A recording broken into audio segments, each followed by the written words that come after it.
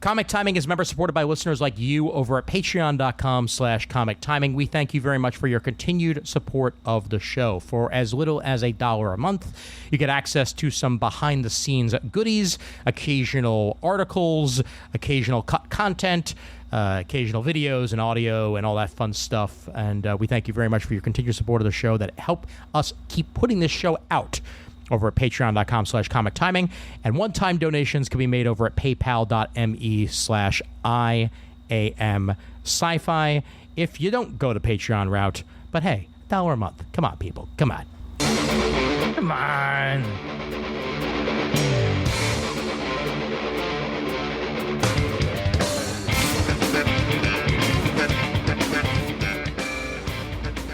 Hey there, folks. My name's Ian Levinstein, and welcome to episode 253 of Comic Timing. It's hot out there. It's really freaking hot out there. So, yes, it is. Fair warning for you audio listeners. It probably won't affect the video listeners too much, but if you hear a hum in the background, that's my air conditioner because it is 96 degrees out right now in the Bronx, and I need to survive. So does Raph. Hey, Raph. Oh, yeah. I left work at a little before 5. It was 101. Yeah. Yeesh. Yeah. It was bad. But hello, listeners, hello, viewers. We are preing the views. Yes. Also bubbling a little bit more than his usual time bubbleness, the one and only Adam Murdo, as I'm sure it's a scorcher there in Pennsylvania as well. Oh, actually, I'm sorry, New Jersey. Yes. Right. I'm down the Jersey Shore, Ian, and it is actually a little cooler down here. Not bad. I think we're probably down to upper 80s by this point. Nice. So hopefully I won't have to turn my AC unit on because it will be a little more than a dull roar.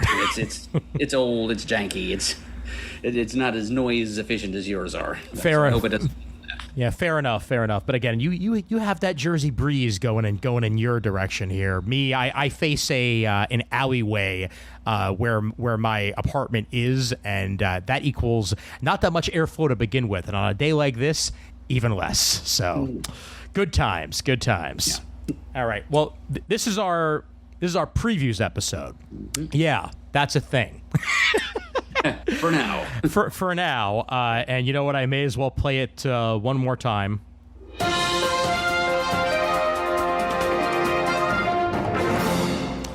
Breaking news as previews has gone to shit. That's there's a headline, folks. Exactly. Rest in peace. Yeah, Diamond has officially terminated all distribution of its physical media version of previews.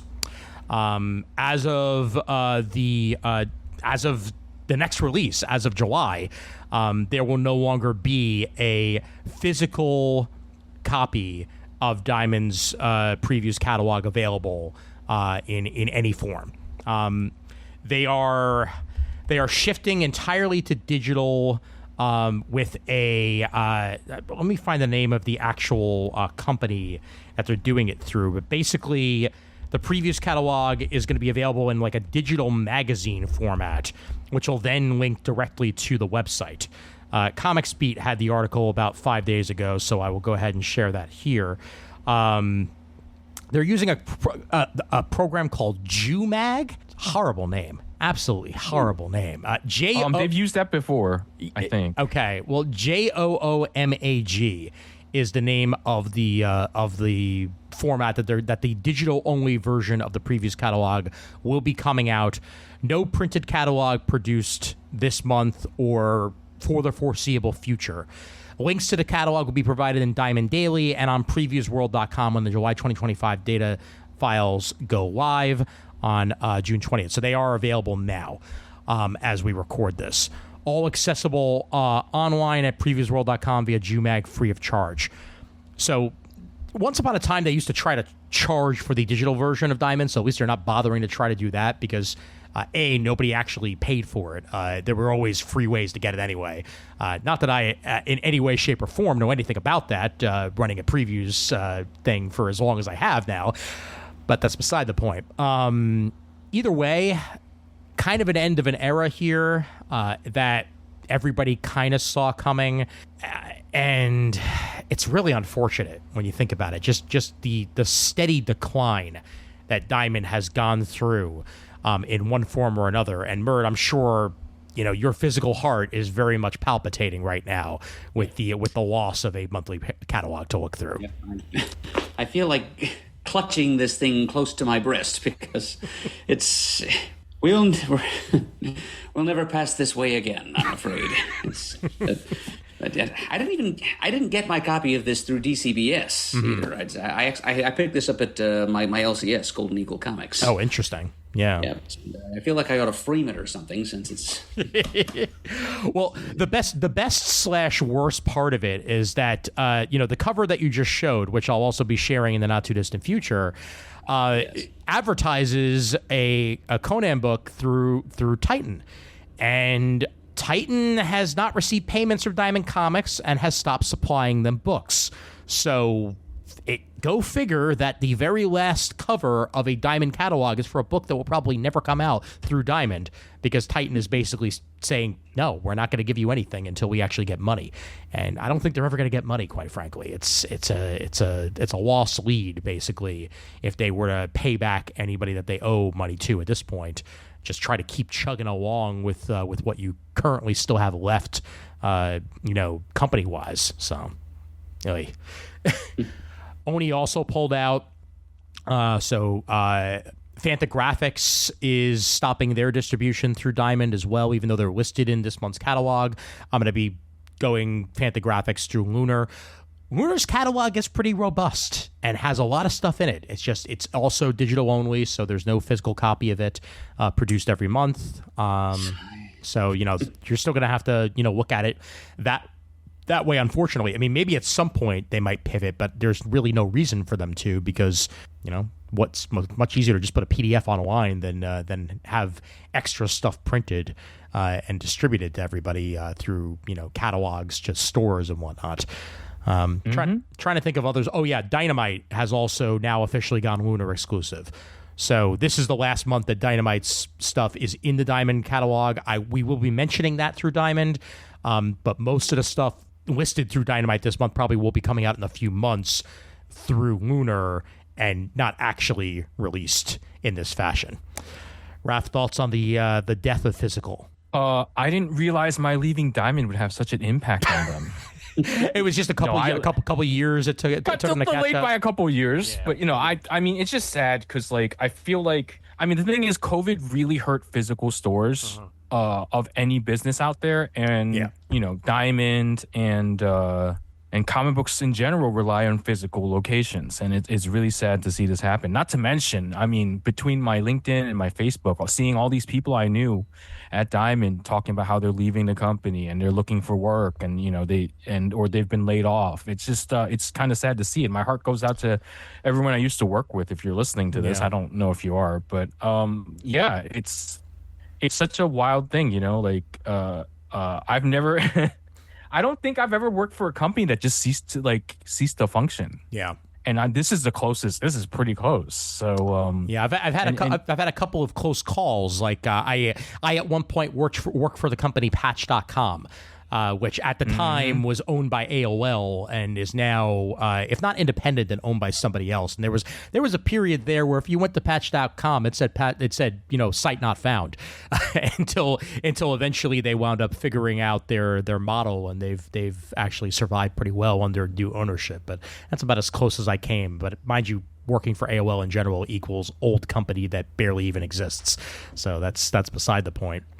Not to mention, I started collecting comics right after the disaster at Marvel with Heroes World. So Diamond has dominated the industry since I became a week-to-week collector and reader. And now it's I don't know if it's a brave new world, but it is sort of uncharted territory, having multiple distributors, but also one of them being a gigantic book market distributor, and comics is probably less than 10% of their bottom line. Okay, maybe that's a little much, but it's a much smaller part of their business than it was for Diamond. Sure. And so I wonder how their treatment of comics and the direct market's going to be in the future.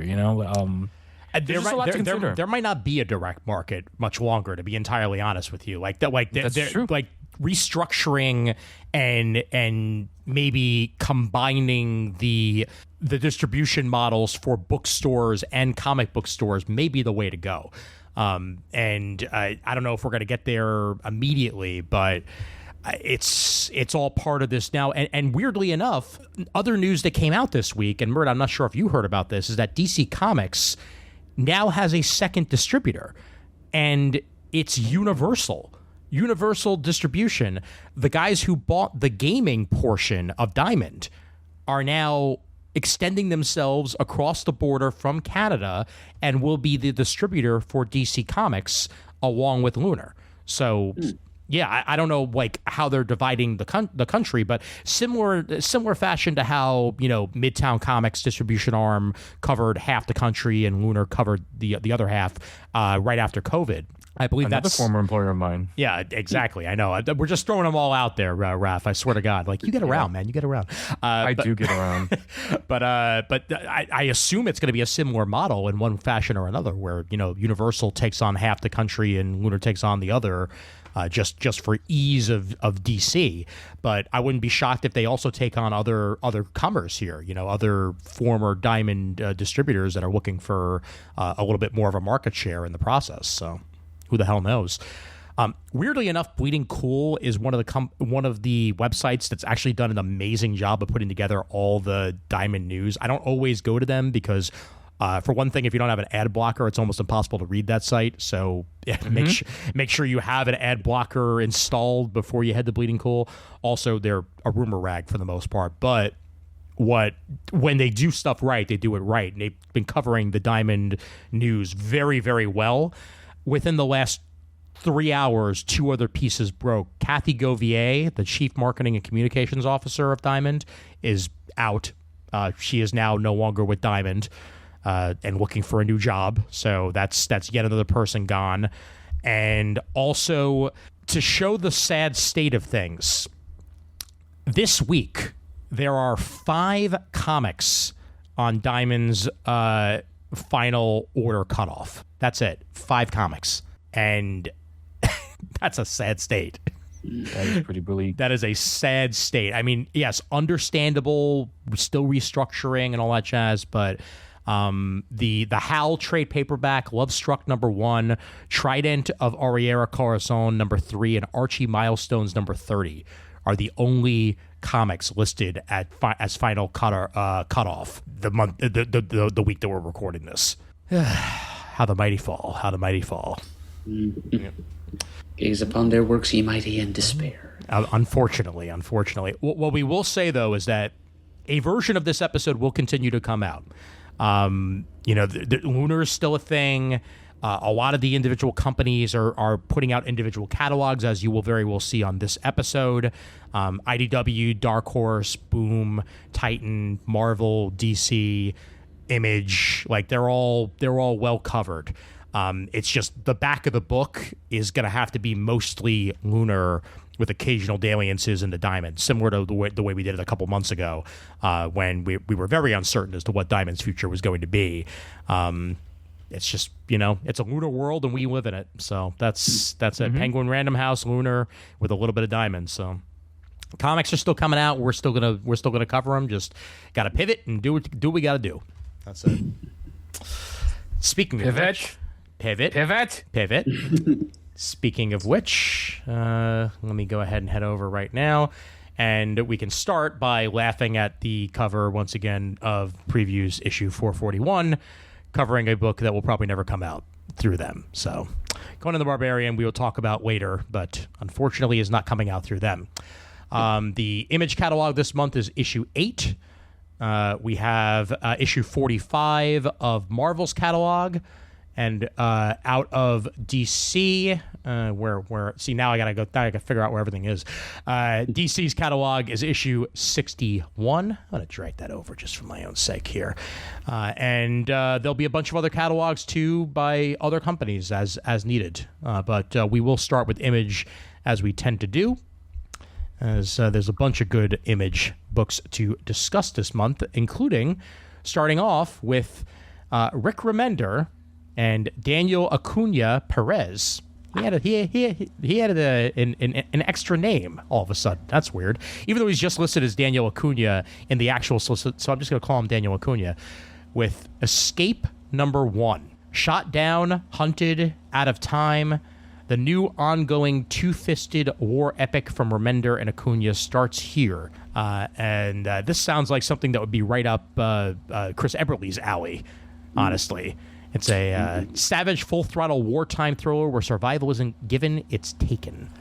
Yeah, interesting concept here. Milton Shaw, battle-hardened bomber pilot flying missions over a war-torn world ruled by a ruthless empire. When his plane is shot out of the sky, Milton wakes up behind enemy lines in the smoldering ruins of a city he helped burn. And in less than 24 hours, his own side is dropping the big one to finish the job. Very fascinating here. And it's in a brutal, full-painted world of anthropomorphic animals. Yeah, Think that seems Inglorious like a very Bastards meet there. Black Sad. Yeah. Very interesting. Yeah, that one. And that artwork gives us an even clearer picture. Oh, absolutely. I'm gonna whiff that one. It does look interesting though. Weirdly enough, and I mean, you might laugh when I say this, I almost get a SWAT Cats vibe from it. Just Much darker SWAT cast. But yeah. Well, yeah, but specifically from the artwork, like that's the general style of anthropomorphic animals that we get from this. But yes, the story is very, very different. I'd probably bring up the anime Beastars as a comparable example on the artwork. But I'm going to throw Tailspin in there too. There you go. Good way. And Acuna is an excellent choice from this, as his painterly style, I think, lends itself very well to animals. And I don't know if I've ever actually seen him straight up draw an animal comic before. So, yeah, Does reveal a side of his art I don't think we've seen before. indeed. Yep, So yeah, I think this would appeal not only to Chris but to Shane Kelly as well. Because, absolutely. He's been a devoted follower of Black Sad ever since he discovered it years ago. Absolutely. Well, check it out on page 3 with a whole bunch of preview comics, preview pages immediately afterwards. Meanwhile, continuing the Universal Monsters imprint, those movies that never wound up coalescing into a universe. Dark universe. Right. Yeah. The Dark Universe. Yep. Now have themselves a universe of comics at least, and great pedigree behind this 4-issue mini. James Tynion IV, with artwork by Danny and Brad Simpson, bringing us a 4-issue Invisible Man miniseries featuring Jack Griffin, who's always been invisible to the people around him, at least in his own mind. But when an experimental breakthrough presents a path to make his dream of invisibility a reality, no one, not even the woman he loves, will stand in his way. Interesting concept on the whole Invisible Man thing. Weirdly harkens me back to the Invisible Man sci-fi series from back in like the mid 2000s. I remember there was. Oh wow! Yeah, I know, right? I forgot about that one. Yeah, right around the years of G versus E. That was that. Yeah, very noir esque artwork to go along with it here. Totally digging that. Any Something else Shane might enjoy because it kind of looks like Tony Harris artwork. good pull there, Murd. Good pull. Yeah, especially during the Starman years in particular. Since Harris's artwork has definitely changed and evolved a lot over the years. But yeah, this is the same moody colors that he worked with significantly during those Starman era. And then for something quite literally completely different, The Book of Shame, an extra fabulous collection by Zach M. Stanford. Shame! We all feel it every day, all the time, right? Embrace your dark, shameful nature with 192 pages of the best and worst extra fabulous comics of all time, including print-exclusive, never-before-seen comics. This book contains references to many bodily fluids, and it's best to lay down a tarp before reading. Thanks. I'll keep that in mind. Page 13 for that one. Yeah, it's messed up. I mean, there are slurping sounds. Oh yeah. I've seen these memeing about the internet for quite some time, and now you get to see yourself a nice collection. Ooh, in real here's one of life. my picks. Yes, Ralph. The Man Who Dreamt the Impossible. Yep. A tribute to Jack Kirby by Mario Freitas, and art and covered by Lucas Pereira. Jack King is the eldest in the care home, a prodigy of imagination, always telling fascinating stories, but recently suffering from extreme fatigue and lack of motivation. Then comes Mike, a young orderly who will help restore Jack's spirit and his much-loved library, a place fallen into disarray and near abandonment. Certainly not unrelated to the sinister peasants lurking on his shelf. A fictionalized tribute to Jack Kirby, to the men who better took care of his work, and to others who suffered the same creative and editorial constraints throughout their careers. I mean, it's Kirby. I feel like most generations of comic fans know and appreciate Jack Kirby. Maybe not the most recent one, but I also don't know the recent one anymore because I don't talk to them because I'm not in a store anymore. But who doesn't love the King? Oh yeah. Absolutely, and this is the type of book that kind of answers that question of, if you could sit down with anyone alive or dead for dinner, who would it be? And this is kind of like the Jack Kirby version of that. It looks like. So I love the concept, and this should be very interesting stuff with many a dot, probably many a Kirby dot. Great artwork to accompany it on the following pages. And boy, oh boy, did they include a lot of them. Onward we go to page 23, Pizza Witch.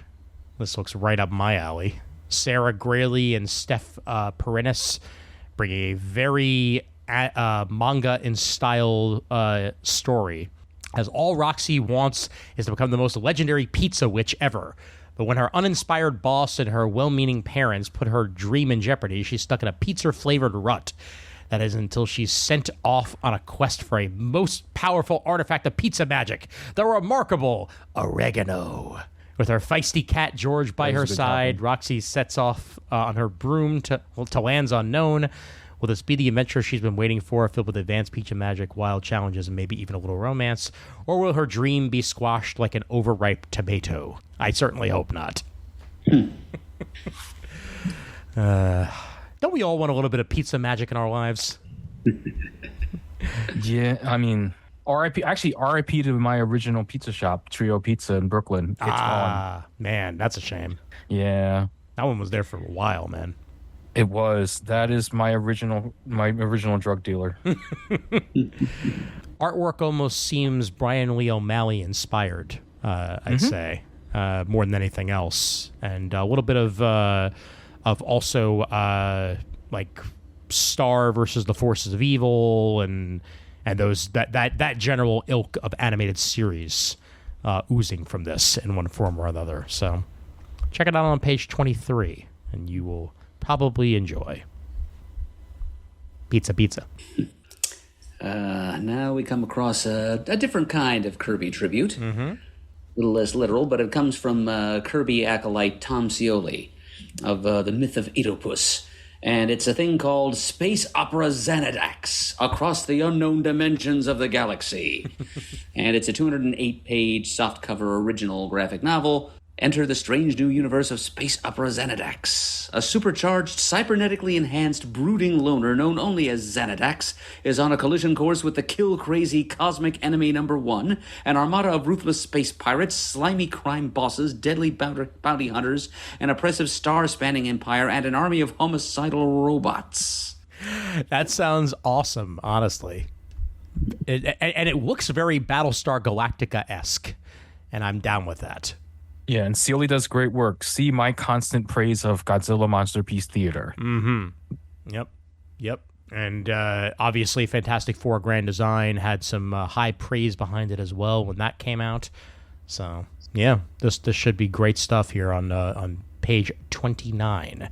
Also offered again Godland Volumes 1 through 6 if you want more COE in your life.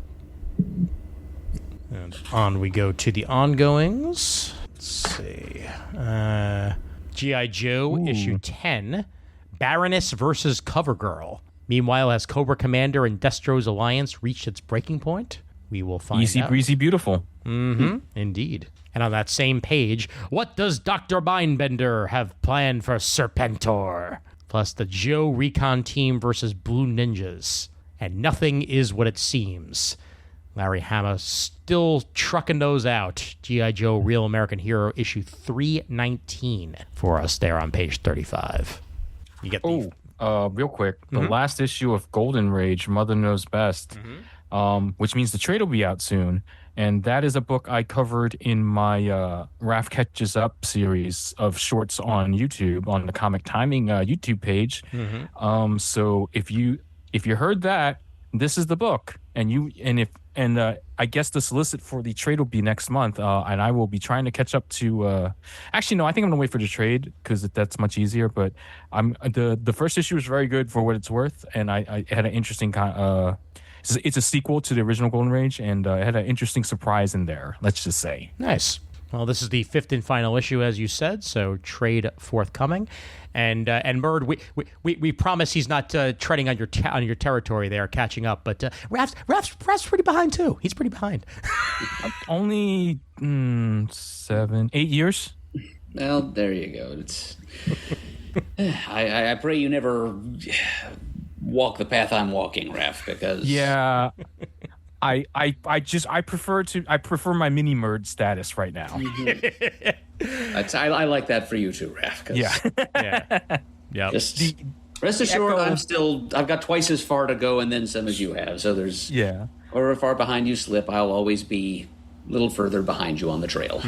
The echo will never overcome the voice. Yep. And those of you who have not checked out the first episode of Raph's comic catch up, you can do so on Instagram, YouTube, Blue Sky, Facebook. We've posted it pretty much everywhere, and we'll continue to do so. And it'll be 3 minutes or less because that's how long a short has to be on YouTube. So. Nice. I'm gonna remember that. Nice, fun snippets and catching up with Raph. So good stuff.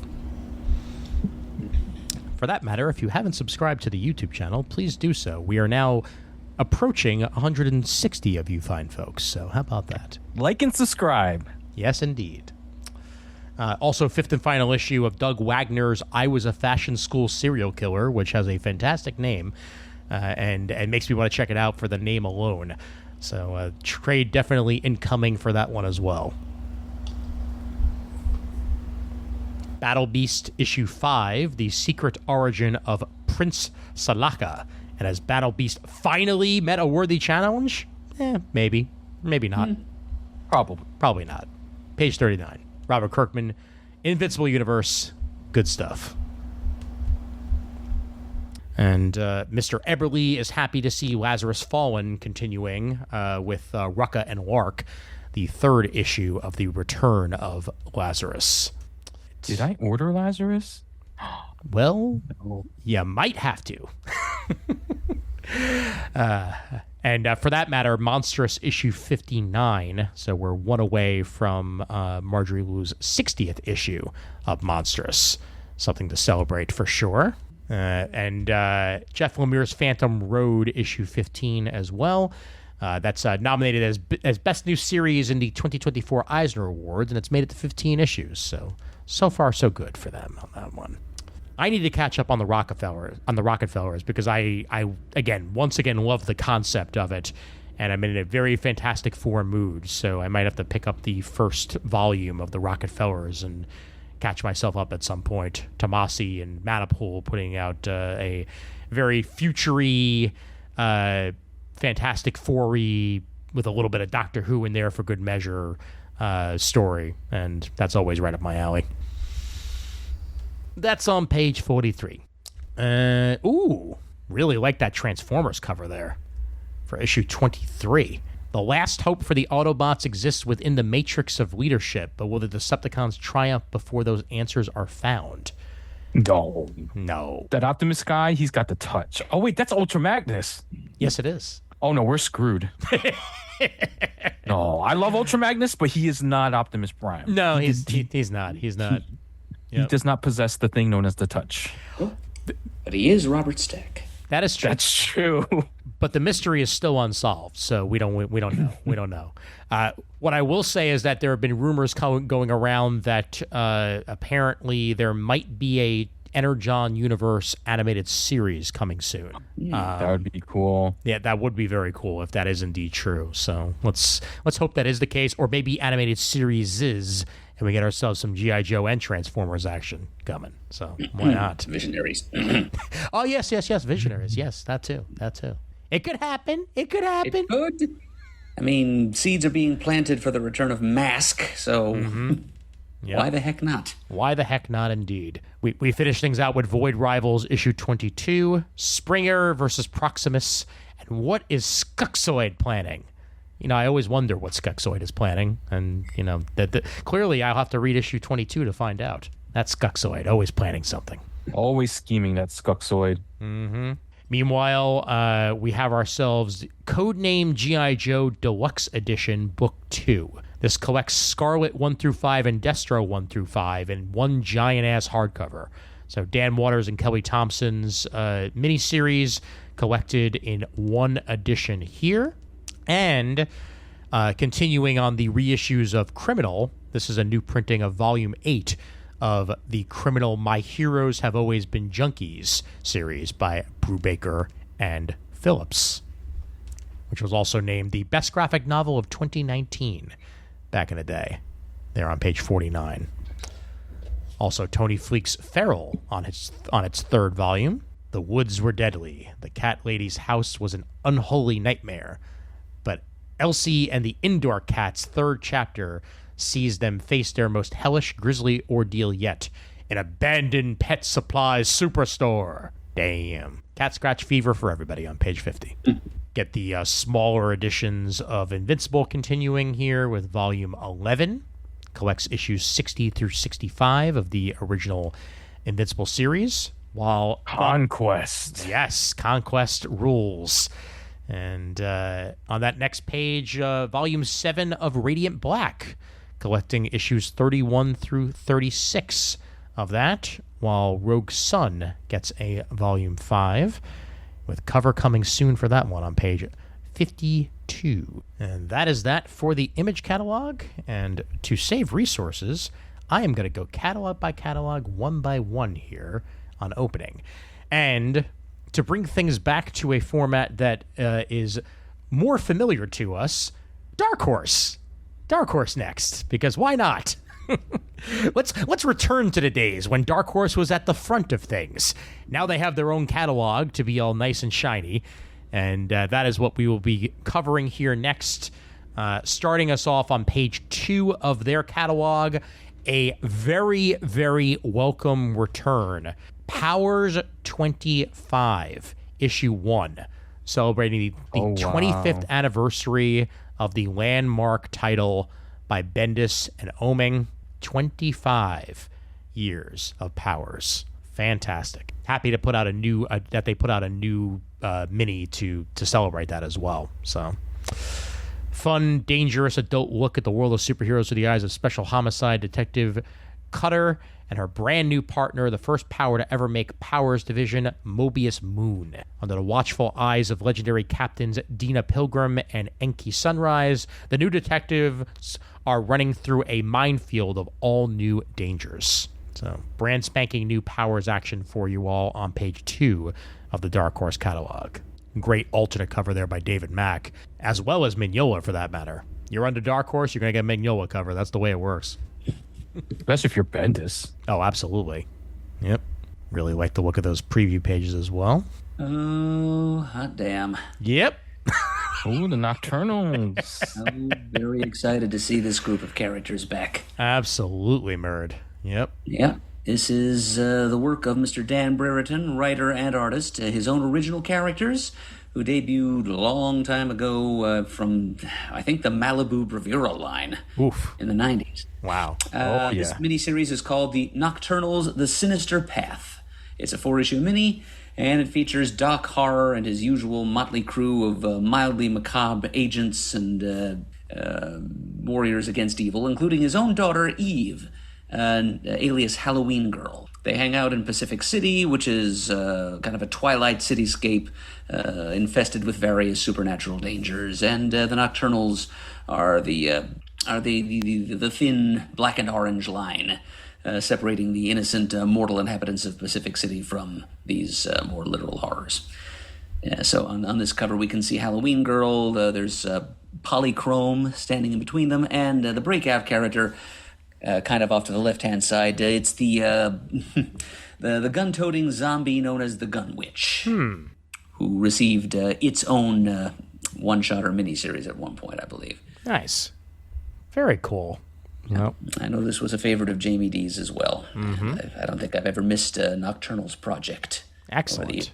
Whenever Dan Brereton has found time to bring one to us. Well, the All Hallow Eve anniversary, 31st anniversary of the original Nocturnals, brings forth for us here on page 5. Welcome back. Halloween book that's not coming out Halloween. Yeah. Mm-hmm. Well, I mean, that happens all the time, but still. Mm-hmm. And talking about creators that we all love, James Robinson, Phil Hester, The Adventures of Lumen N, issue 1. Man, this, yes. The year is 1901, and our heroine, Lumen, is a precocious 13-year-old with many questions about her life. Why has her father been gone for years? Why must she learn so many languages and fighting techniques? And what's with all the lessons in seafaring? Then an attack on our home by a horde of steampunk assassins delivers the first glimmer of an answer when Lumen's savior reveals himself as her grandfather, the legendary Captain Nemo, one of the greatest characters of Victorian sci-fi literature. A brand new world of steampunk adventure and thrills is about to open up for Lumen as she connects with the grandfather she never knew, while together they take on a cabal of evil masterminds intent on world domination. Yeah, very much in. Very much in for this one. Yep. 4-issue miniseries, not much of a commitment. Excellent writer, excellent artist. What more can you ask for? Mm-hmm. Well, a tie-in to the fiction of Jules Verne. There you go. It delivers that, too. Mm-hmm. Absolutely. Not to mention the variant covers here. Oh, look at that Buckingham variant. Beautiful. Beautiful stuff. Oh. Duncan Fegredo. The Brereton's pretty nice, actually. Brereton is very, very nice. Yeah. Yep. Well, that's all for us there on page 7 of the Dark Horse catalog. And then this was the cover of the Dark Horse catalog, so I'll mention in passing here. Dan Waters and Owen Gianni bring us Magic the Gathering Untold Stories, Elspeth, number 1. If you had told me that this was Princess Leia on the cover and that this was a Star Wars story, I would have believed you. But instead, it's Magic the Gathering. And, you know, for any Magic the Gathering fans, this could be right up your alley. So, Actually, Elspeth is the sun god's champion from the plane of Theros, and she sacrificed herself and she was also a planeswalker. get out. She sacrificed herself. Go. I mean, I just happen to know the lore of some magic. Go. Shoot. Right, Away with you. Anyway, guys, thank you for having me. Be sure to check out the YouTube where I'll be posting more shorts. And Like and subscribe. Yeah, no, thank you for that, Raph, because I know absolutely zero about Magic the Gathering. So that's much needed. Well, actually, on my part. So thank you very much. Mm-hmm. 4-issue miniseries available for any of you Magic fans on page 9. This is the one that is a licensed property that I am much more interested in. And I saw a little tease of this back at Toy Fair, and He-Man and the Masters of the Universe, The Sword of Flaws, issue 1, written by Tim Seeley, artwork by our good friend Freddie E. Williams II. And this is made for Freddie. He-Man is made for Freddie. Thank you very much for this one. Like the young boy in me is a happy man. Mm-hmm. As is the young boy in me. Mm-hmm. And I just when I see this artifact that's the MacGuffin in this thing, the Sword of Flaws. Mm-hmm. I see flaws. I think imperfect duplicate. I'm wondering if perhaps Fakor, the Bizarro He-Man, might show up in this story. So I will be much gratified. They were so literal and on the nose with their naming back in the day. You know, like Fakor. I mean, come on. Take almost anything and put an "or" on the end, and you got yourself a He-Man. And here's my ultimate monster, Disasteron. Go crush everything, Disasteron. I am the breaker of the worlds. Call me Breakerer. Breakor. Love it. This one's also going to be a 4-issue mini, and excellent all variant cover there by Tim Seeley as well. That feels even more retro. So do check that out. Any of you that are Masters of the Universe fans on page 10. And Orphan and the Five Beasts, Bath of Blood, written and drawn by James DeCoe. Or it's DeCoe, if I remember correctly. This is a take on the Shaw Brothers Kung Fu classic. Another 4-issue mini here. Orphan Mo is back after having dispatched 2 of the 5 beasts tasked to her by her late master. The hunt begins for the 3rd. But Mo isn't the only one following the trail, as a whole new cast of eccentric and dangerous players arrive to join the fray. Lovingly rendered here, and this looks like it's going to be some really kinetic kung fu action. For any of you looking for that, you are in the right place here on page 11. I do love Stakko. Well, there you go. If you love Stakko, then there you go. Always happy to see Dark Horse doing any sort of Star Wars. We have ourselves Tales from the Nightlands, Kevin Scott and Sue Lee covering this one. Enter the Nightlander, a Star Wars boogeyman that seeks to present a living host and bring chaos to the galaxy. Brand new Star Wars character designed by legendary artist Ewan McCraig in this 3-issue series on page 12. Star Wars Tales from the Nightlands, issue 1. 3-issue miniseries. Yep. Not much commitment there, and it looks like it's going to be creepy and crawly. Yeah. Unfortunately, it does seem that Dark Horse is paying a little additional price for the privilege of giving us a Star Wars comic because they're putting a $5.99 price tag on this 32-page comic. Good point. That license ain't cheap. Yep. Gotta give the Disney Devil their due. Yep. Well, a reminder that issue 2 of Archie versus Minor Threats is out this month as well. On page 13 there, as we cross over Minor Threats with the Archie world. Written by Patton Oswalt, with co-writing by Jordan Bloom, and also Timmy Heeg, along with artwork by Scott Kobush. So 4-issue miniseries, second one out this month. And Kelly Sue DeConnick's FML also in its 7th issue on page 14. Issue 2 of Quick Stops Volume 3. Kevin Smith going back to the Quick Stops well. This one's also going to be a 4-issue mini, so we're halfway there.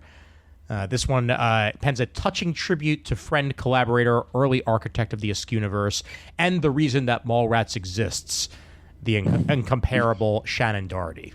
So, well worth checking out for any of you who are fans of Mallrats or the Askewniverse in general. So this is going to be a nice, touching, quick stop, to say the least. Page 16 for that. Hyperspace Stories Tides of Terror is still $4.99 for 32 pages, so not every Star Wars story is going that route, at least. That's on page 17 there. This is back in print, and I think I remember this back when it was around, but with a name like Brooklyn Dreams, it has to be mentioned by me.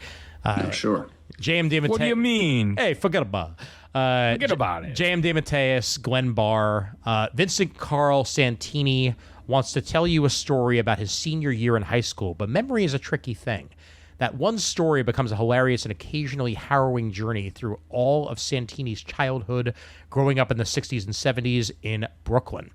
DeMatteis and Glenn Barr's Brooklyn Dreams is a nostalgic visit to a very specific time and place, as well as a universal search for hope and meaning. And I think I'm going to be adding this to the list of books for me to pick up next time I see a sale. So Brooklyn Dreams 100% seems right up my alley. And this is going to be available on October 14th. So this is a early solicitation here. Well, there's another classic. Yep. Jim Starlin's Dreadstar. Dreadstar. Is this a Starlin that you've picked up before, Murd? I don't think I've read much Dreadstar. Okay. Well, And this is 500 pages of it right there. indeed. For only $40, which is not too shabby for Not terrible. for a big amount of pages like that. Remastered and collected from the very beginning in this, the first of 3 definitive tomes. Excellent. Yep. Old school Starlin action, writing and drawing. Page 19 for that.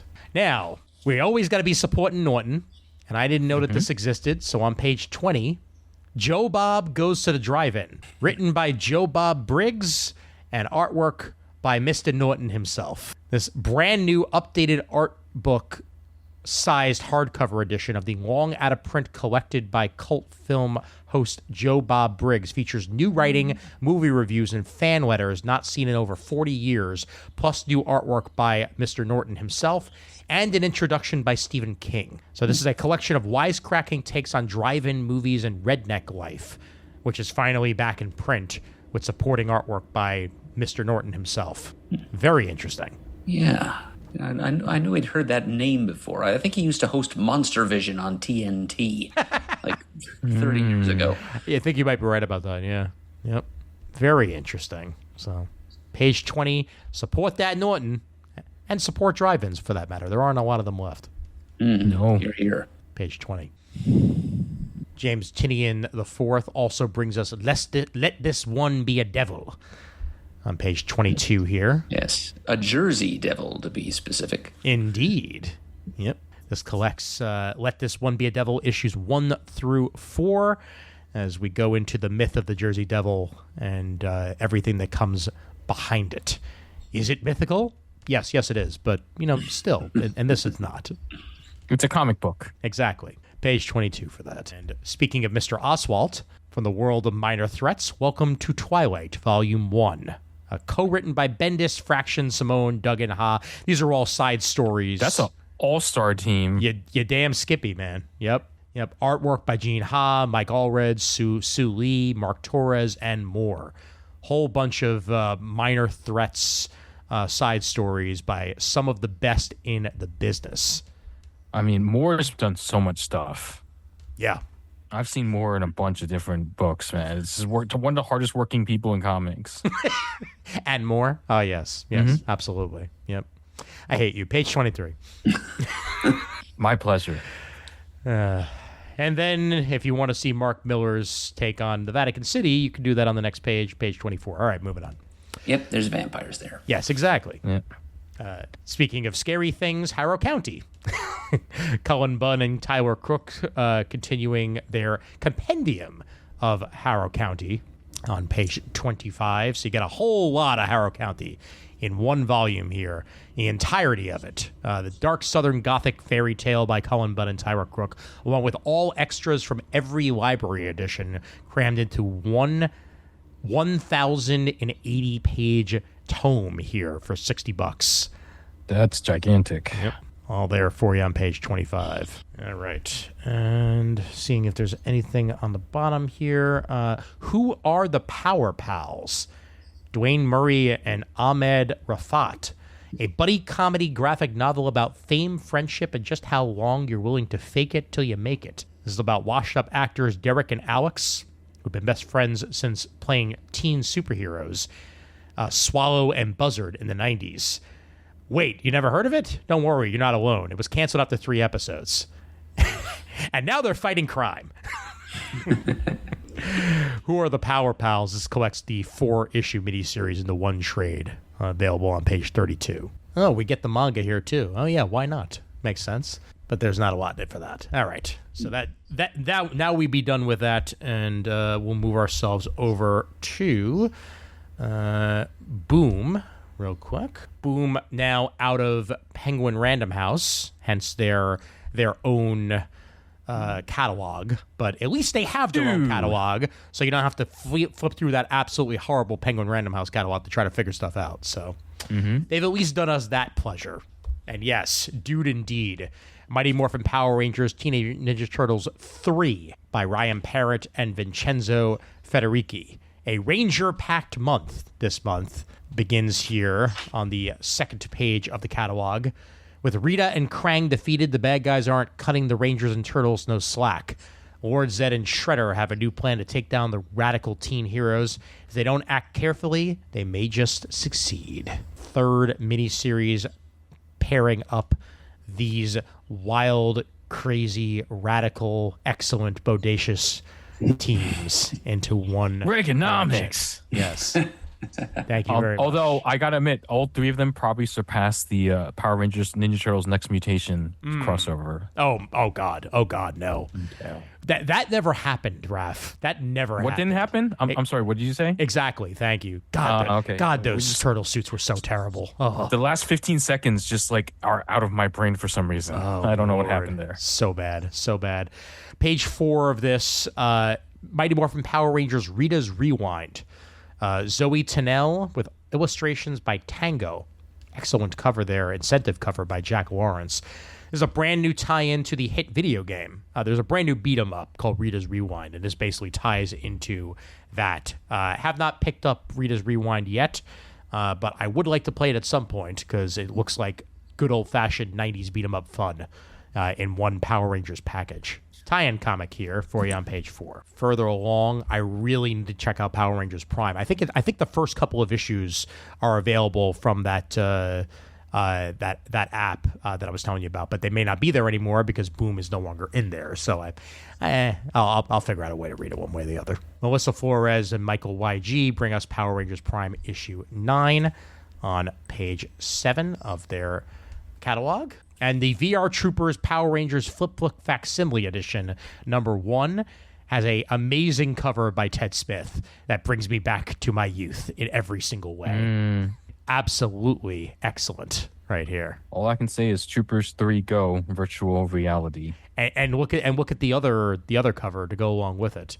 My God, beautiful stuff. Absolutely beautiful. Good times. The only thing missing is a foil cover, which I'm sure that they probably have for the regular VR Troopers series. So, and that's available there on page 10 of their catalog. Blink and you'll miss it. Blink and you'll miss it. #1. Ethan S. Parker and Griffin Sheridan. Look, they wouldn't name it that if they didn't want us to make fun of it, but that's beside the point. Or tease it in one way or the other. Melody Nelson and Jesse Harmon fell in love long ago in the tiny town of Perennial Harbor. And in the years since Jesse left that place behind, it has become a living nightmare. Jesse can't sleep knowing that her best friend is still trapped there, but racing back to save her will prove futile. The very fabric of reality has begun to unravel around Melody, sending her further backward in time with every passing day. Will this journey through the past hold the secret to Melody's terrible curse, or merely serve as a eulogy before she disappears from existence entirely? So, kind of Quantum Leap-esque action happening in Blink and You'll Miss It, mixed with Back to the Future in the whole, my family is disappearing from this photo because that's how time travel works. Page 12, Blink and You'll Miss It. Very interesting artwork on the following pages of that. Lush colors, dark, dreary, cool character designs go along with it, including a very interesting hairless cat. By the way, I'm guessing on these page numbers because they forgot to put them in. There's literally a box for them right here, and they did not put them in. So, Penguin Random House. All right. They'll learn. I know. They're good at this. They're getting there. They're getting. Something is killing. Something is killing the children. Issue 43, 43rd issue of Something is Killing the Children. Issue on page 20 there. So we're quickly approaching the 50th issue of that series. R.L. Stein's The Graveyard Club gets both a softcover and a hardcover. You pay $20 for the softcover, $25 for the hardcover. 160 pages worth of content here. Collects The Graveyard Club Revenge Game and The Graveyard Club Fresh Blood into one softcover or hardcover, illustrated by Carola Borelli. And hopefully it is better than the most recent Fear Street movie, which was complete and utter trash, unfortunately. Ones before that are great. Last one, nah. Bad stuff. Got more Dune action. Edge of a Crysknife. Rage of Shai Hulud by Brian Herbert and Kevin J. Anderson. Further exploring the Dune universe, which is very much continuing to be explored in the movie world right now. If you had told me that Juan Samu cover was by John Romita Jr., I would have believed it, but it is not. It is by someone by the name of Juan Samu. It's very much Romita Jr. eyes and face right there. Mm-hmm.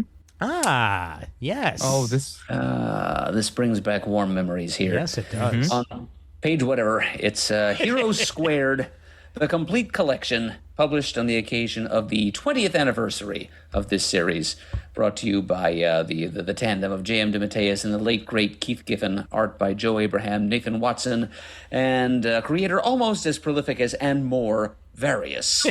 Yes, indeed. Those two have a friendly rivalry, if I understand it. They do, they do. And this collects pretty much all of it, which makes me happy. Yep.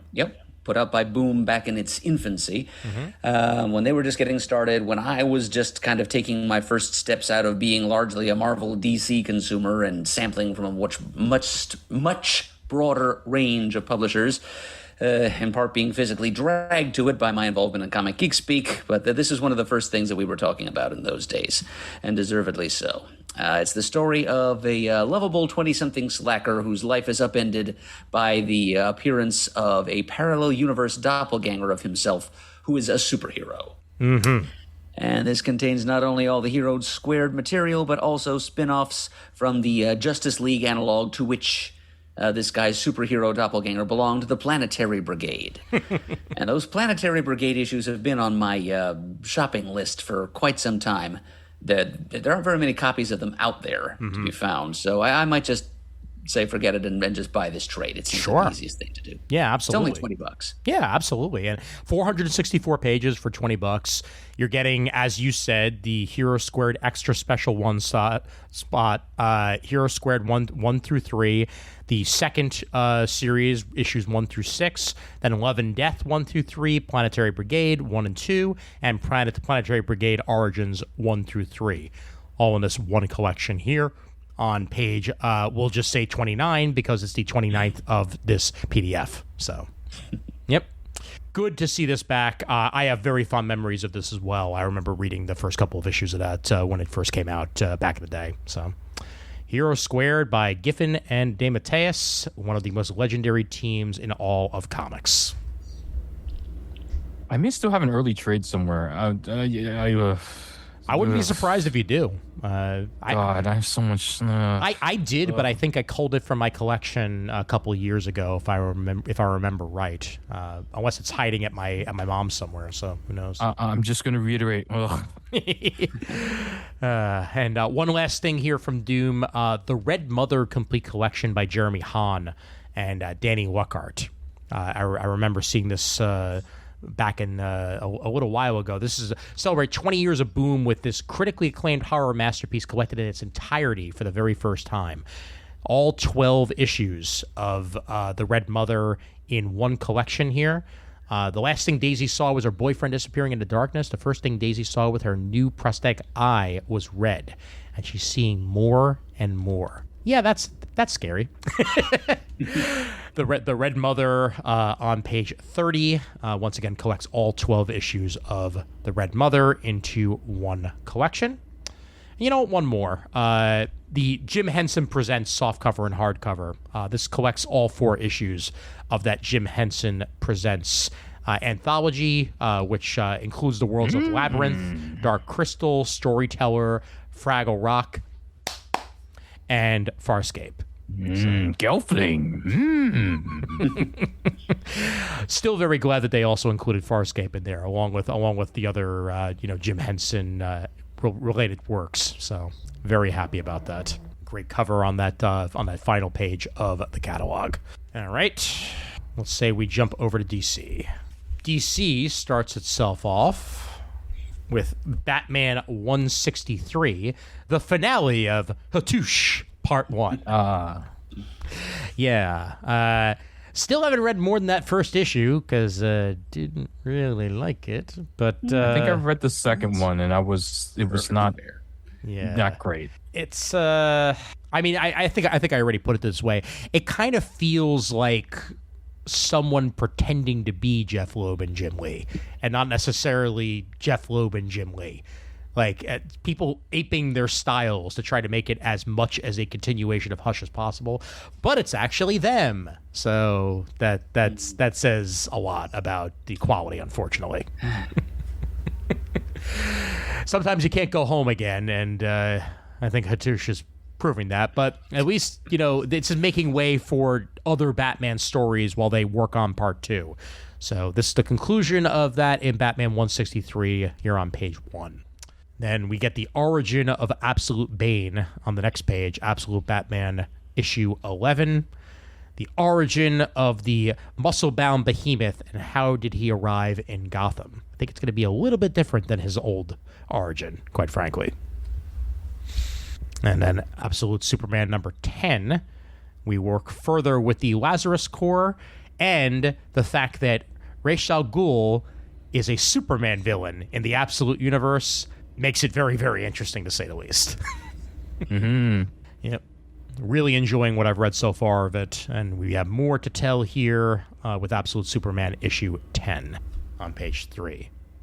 Oh, wow. Ooh. What a cover. Hayden Sherman is quickly becoming one of my favorite artists. It's just like out of nowhere, but man, it's Miller inspired in all the right ways. Mm-hmm. I was just gonna say it's very like Miller's, but it's also like not like that overly bulky, blocky Miller style. Yep. With a very different Wonder Woman story that still feels like Wonder Woman in all the key aspects. Listen to our DC Absolute episode that we recently put out for further information on it. But yeah, issue 11. Can't wait to read more of this. Kelly Thompson's absolutely knocking it out of the park with a Wonder Woman that's literally from hell, but still is Wonder Woman at its core on page 4. Absolutely. Yep. Absolute Green Lantern. Speaking of that, let's stop saying absolutely, but absolutely. Sure. Easier said than done, perhaps. Totally. Absolute Green Lantern issue 5. Al Ewing, Janoy Lindsay. In this reality, Hal Jordan's the Black Hand, and shit's going down, to say the least. In a very, very different setup for the Green Lanterns, and really looking forward to where this arc is going to conclude, as we're definitely getting to the conclusion of the first story arc here, as Joe, our main Green Lantern, squares off against Hal Jordan. Issue 5 of that on page 5. And Absolute Flash, number 6. Absolute Flash continues to be a lot of fun.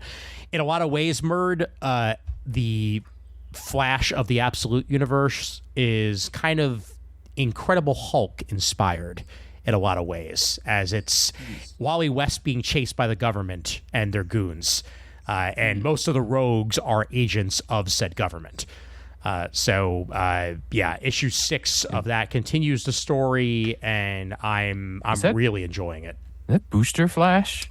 No. Or is that just a Booster Gold image? No. Where? The second and the fourth one. It looked the symbol doesn't. No, that's the Flash. Yeah. Okay. The Flash symbol has changed significantly. Well, no, the coloring, it's all yellow, and his it's not red. That's true. It looks black and yellow as opposed to red and black. Yeah. It's definitely Flash though. Yep. Okay. Page 6 there. And Absolute Martian Manhunter is going to be going on a little bit of a hiatus to try to catch up and be ready for its next story arc. So this is as of now, the 6th issue of Absolute Martian Manhunter, and then there'll be a couple-month break, and then we'll come back with more. So Denise Camp and Javier Rodriguez putting out definitely the most unique of the Absolute line on page 7. Is he actually Martian Manhunter? Is it all in his head? Well, continue to read, and you will find out a lot more than I have here on page 7. Ultimately. Better. Kyle Higgins and Matt Groom bring us Immortal Legend Batman on page 8. With artwork by Erica D'Urso and that guy who draws everything, Dan Mora. It sure feels that way, doesn't it? He really does. He really does. Gets around. Yep. This is a very anime and manga inspired version of Batman. Humanity broke the barrier between our universe and our universe's shadow. From the void came horrific apparitions that craved nothing but destruction. But from this terror, a legend was born. A warrior who found a way to access the energy that binds our universe and the shadow universe, transforming him into a cosmic dark knight. The immortal legend was named Batman. He fought to keep us safe, but then one day abandoned the war, though he didn't disappear entirely. Now they say he hunts a rogue gallery of monsters. Born from the shadows, he is immortal legend Batman Super Hyper Mega Nitro #1. You know, this reminds me of the Tekka Man adaptation from the 90s, Techno Man. Oh my god. Wow. I have the theme song just running through my head right now. Love it. Love it. Yeah. If you want an anime inspired Batman, this is going to be right up your alley. And again, it's Higgins, so like come on. But Immortal Legend Batman #1 here on page 8. Not your daddy's Batman, but that artwork is mwah, and it's an Elseworlds, so enough said. I'm getting that in trade for sure. And here we go. Oh yes. This one is a very interesting project. Something I certainly didn't see coming. All right, we've got the creators of the Image Comics horror anthology Ice Cream Man, W. Martin Prince and Martin Morazzo. I'm not even a huge horror fan, but I've given quite a bit of praise to Ice Cream Man over the years for being some of the most innovative and internally various horror narratives being put into comics these days. This is a very creative team indeed. And somehow they're giving us a Superman story. I mean, it's not the first character I would expect these guys to tackle in the DC universe, but yeah, it's Superman, the Kryptonite Spectrum, #1 of a 5-issue miniseries, and it's about what the Man of Steel must undergo as he ventures into deep space to voluntarily expose himself to 4 new varieties of kryptonite in the name of science, with a little lab assistance from from Batman, that is, just to find out what these new kryptonites will do to him before his enemies, show him the hard way. Very interesting. And I have a great deal of respect for this creative team, and I love the many multiply and amusingly hued isotopes of kryptonite out there. And I'm interested to see which new, well, first of all, what colors these new isotopes will be, and what twisted effects W. Maxwell Prince is going to come up with to have on Superman. The only thing I don't like about this project is that it's $5.99 for a 32-page comic. Yes. And I don't see a good reason for that. So I think I'm going to be trade waiting for this, just as Raph's going to be trade waiting for Immortal Legend Batman. Fair enough. Fair enough. Well, yeah, this does seem really cool. I hope that there's a white kryptonite that the only thing that it does is just turn Superman's hair white. That's it. Like that no other features whatsoever. That's literally all it does. But yeah, Superman, the Kryptonite Spectrum, issue 1 of 5, available for you here on page 10. And artwork on the next page, mighty fine, if I do say so myself. And then, long live the Legion, Raph. Oh, yeah. Superman issue 29, Joshua Williamson, Dan Mora. Superman and an impossible ally search the future for the lost Legion of superheroes. What happened to it, and can it help in the battle against Darkseid's Absolute Legion? Here we go. We're building it into the big crossover. Absolutely. I mean, surely. I'm C2ly. What? Nice. Nicely done. It was the first one I could think of. No. That was good. That was good. Epically. Yeah. So on page 12 there, Superman issue 29, and then Action Comics 1089, Mark Waid and Skylar Partridge. Now that Superboy has made his Metropolis debut, a hero from the past reemerges to take him down. One who sees him as a reckless hindrance to human progress and a threat for all. For the first time, the Boy of Steel faces off against an opponent with powers beyond his. I got the new N variant. That might be a bit of a stretch. Yep. But now, are we recognizing this hero from the past on the cover? I am not personally, so I leave that to you, Murd. What's that bright streaking thing just above his head? Oh, is it Starman? No, that's not what I'm thinking. Strange? You're in the right genre, Raph. Oh, Comet? Yes. Yes. Oh, yeah. Captain okay. Comet. Yes. Captain Comet. Nice. Right. Now, Nice. Grant Morrison, back in the early days of the New 52, established kind of a connection between Captain Comet and the incipient Superman. And I think we can trust Mark Waid to pick up on that thread and run with it here in his continuing series of stories of Superboy. The adventures of Superman when he was a boy in whatever version of DC reality we're in right now. Yep. And Mark Waid's been a fan of Adam Blake for quite a long time. I think 20 or so years ago, he was quoted as saying he'd love to do a monthly Captain Comet series. So, he's going to be putting his heart and soul into this particular story. Yep. Yeah. Well, this looks great. As we record this, we're, I think, a day away from the New History of the DC Universe issue 1 hitting stands. So, yeah, Mark Waid, baby. Mark Waid. all in every single way. Meanwhile, on that very same page 13, Night of the Superman Bat. Thanks, Dan Slott. Thank you very much. Thank you. I read the first issue, and I'll talk about it in my next Raph Catches Up. Excellent. Positive things to say, Raph? Yes, it's a very interesting. The first issue dropped a very, very powerful premise, and I don't know how they're going to write themselves out of that one, but it was very boy. good. Okay. And the fourth issue of Supergirl, Girls Night Out, with a nice old school style cover here with Leslie Lar, Lena Luthor, and question mark on the cover.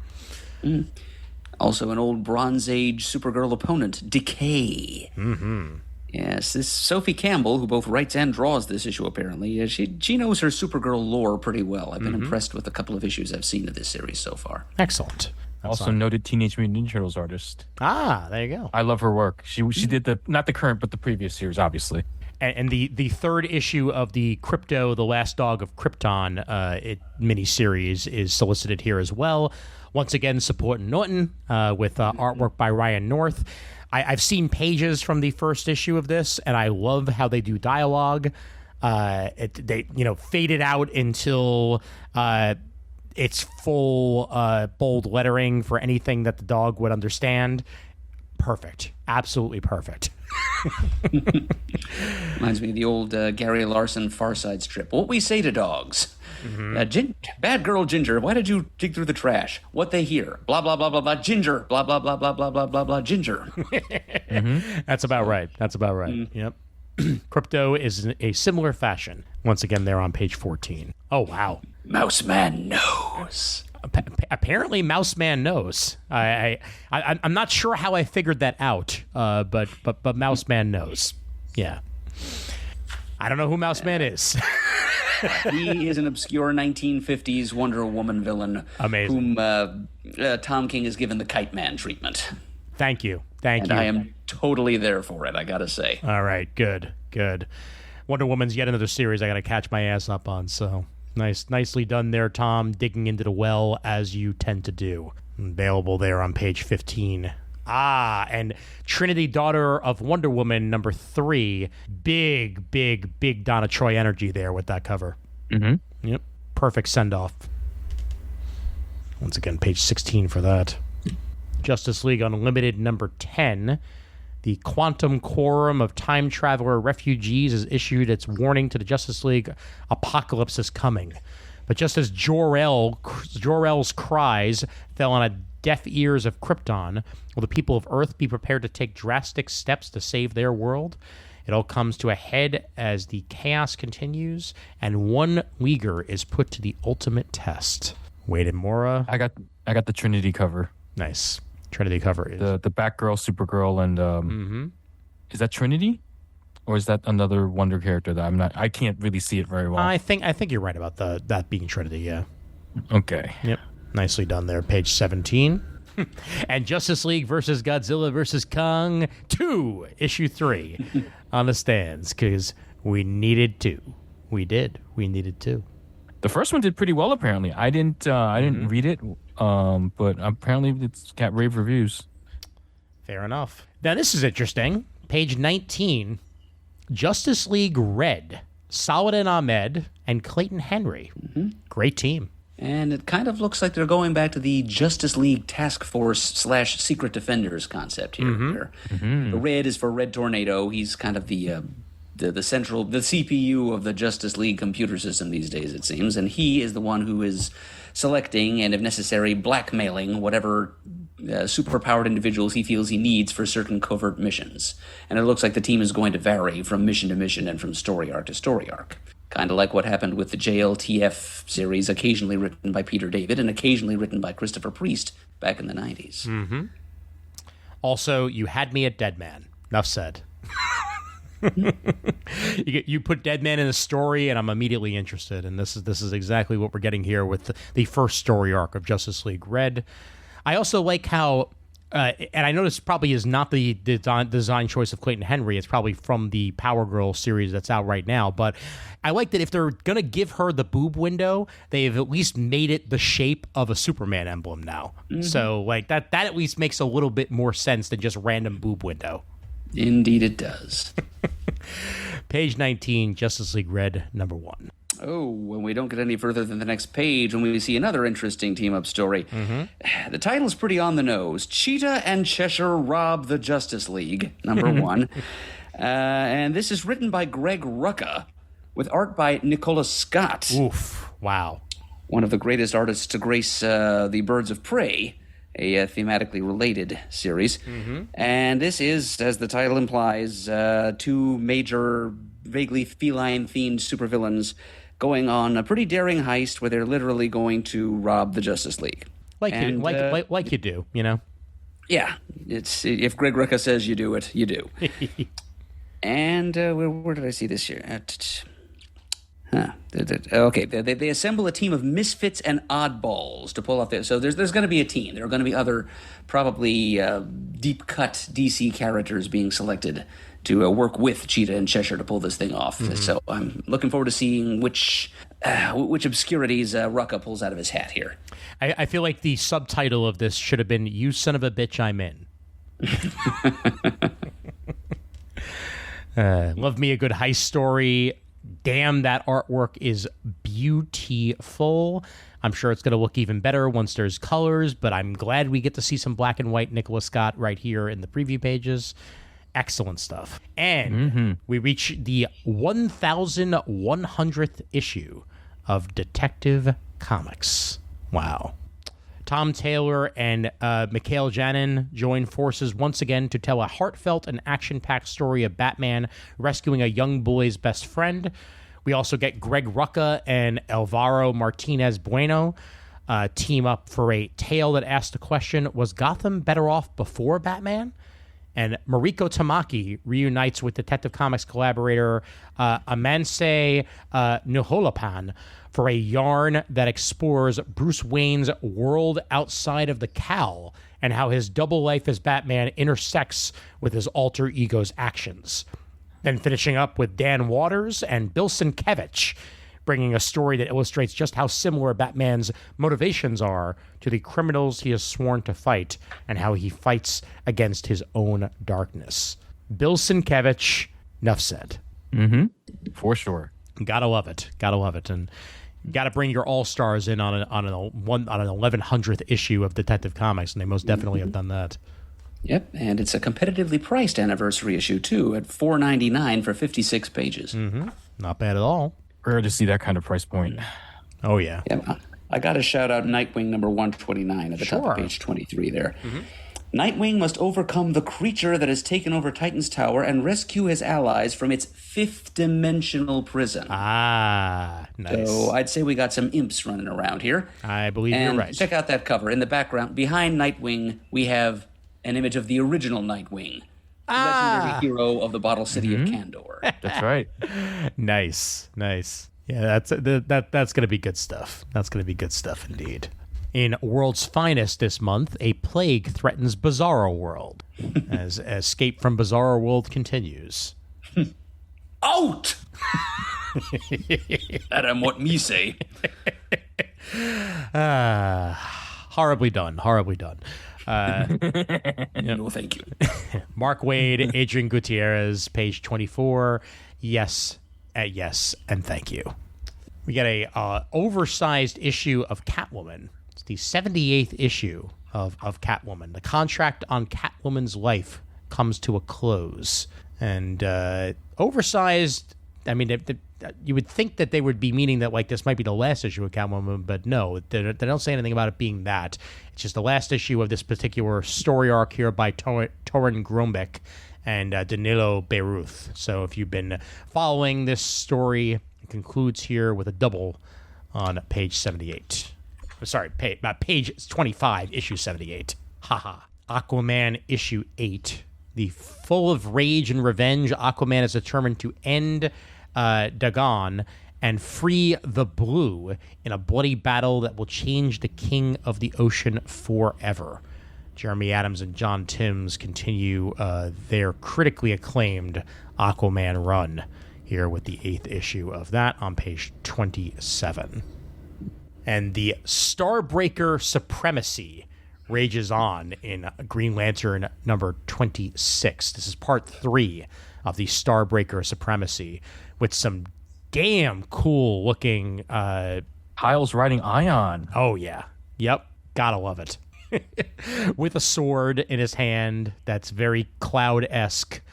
Absolutely perfect there. And is that Guy or is that Sinestro on Parallax? I can't really see that. It's hard to tell from here. It may very well be Guy, because I know Guy has been a part of the story, so that is very possible.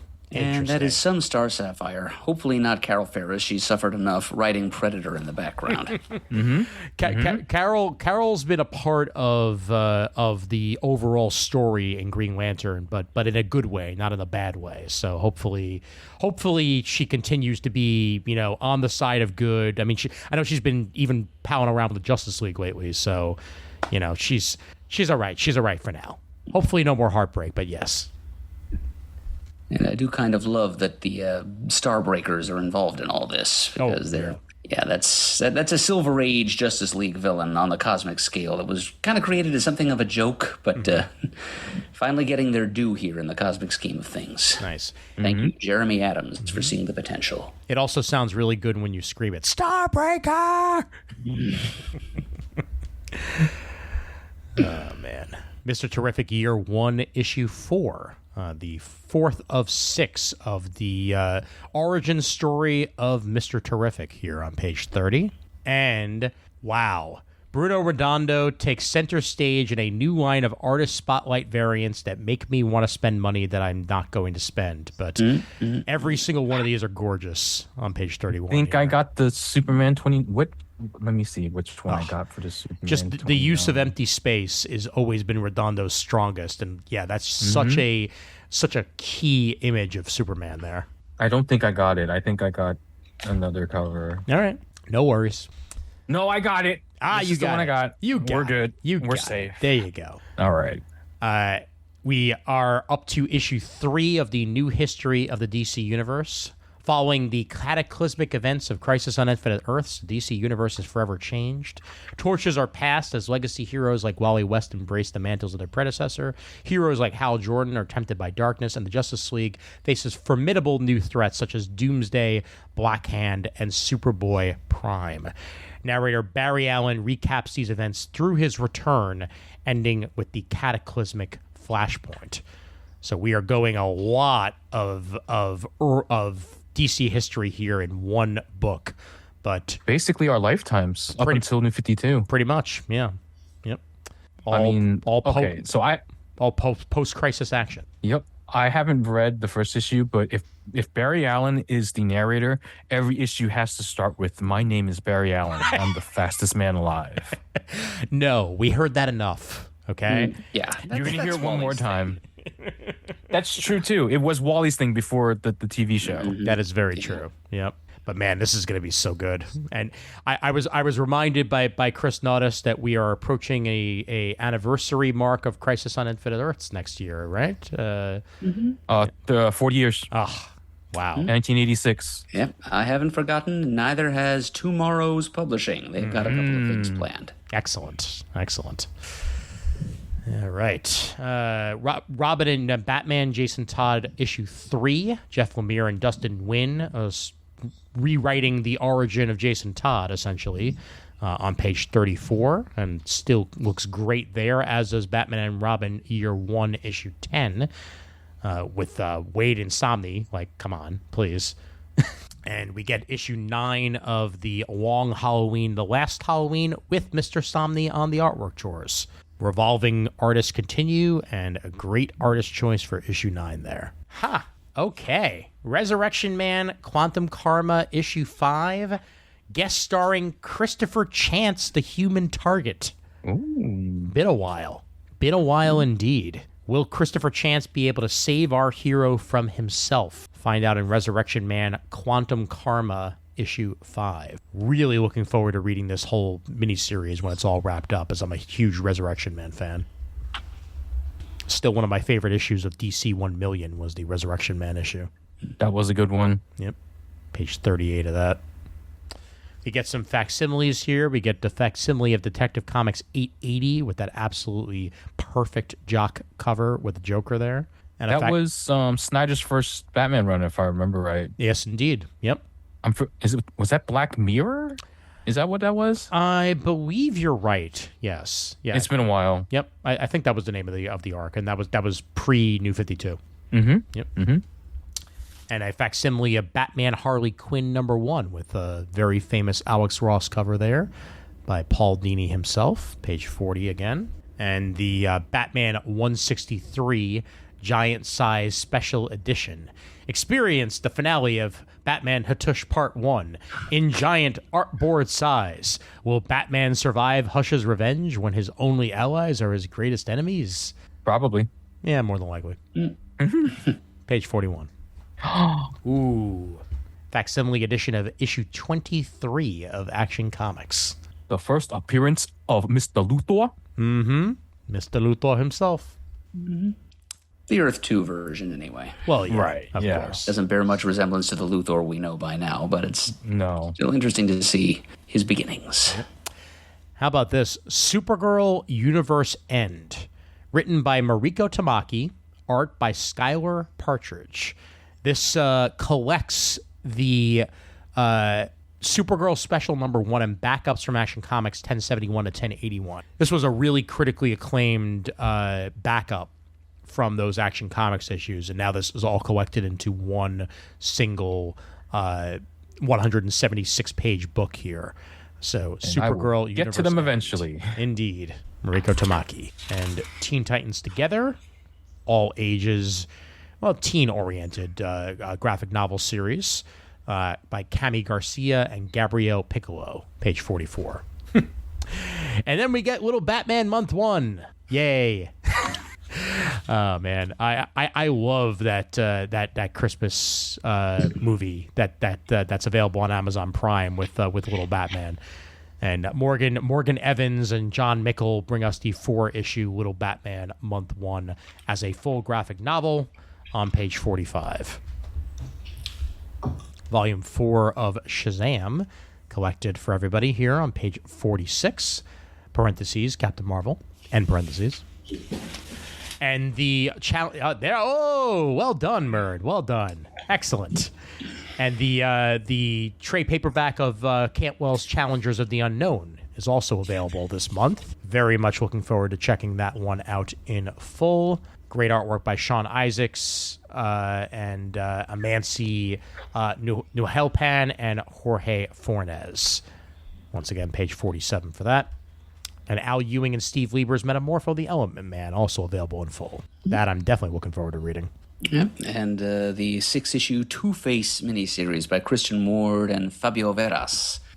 Yes, indeed. Both offbeat recent publications from DC, both things that I recommend. Yep. Ooh. Now this page is extra important. Page 49. All 3 things on this featuring our creators that have unfortunately passed. So DC Finest, Supergirl Body and Soul, Peter David, artwork by Gary Frank, Leonard Kirk, Cam Smith, and others.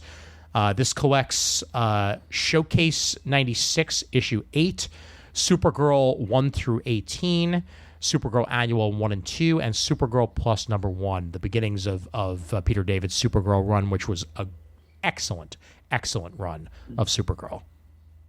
Yeah, very well My written first by run. Mr. David, but it will be a little confusing for people who only think of Supergirl as Superman's cousin. That too. Right. It came out during the period when that was taboo, and they had to come up with some other justification for a Supergirl to be around, because the editorial mandate was Superman is the only son of Krypton. Yep. So we ended up with Supergirl, who was this shape-shifting blob of protoplasm based on the genetic matrix of Lana Lang from a parallel universe, who also was an Earthborn angel, merged with teenage rebellious artist Linda Lee Danvers of Leesville, Virginia.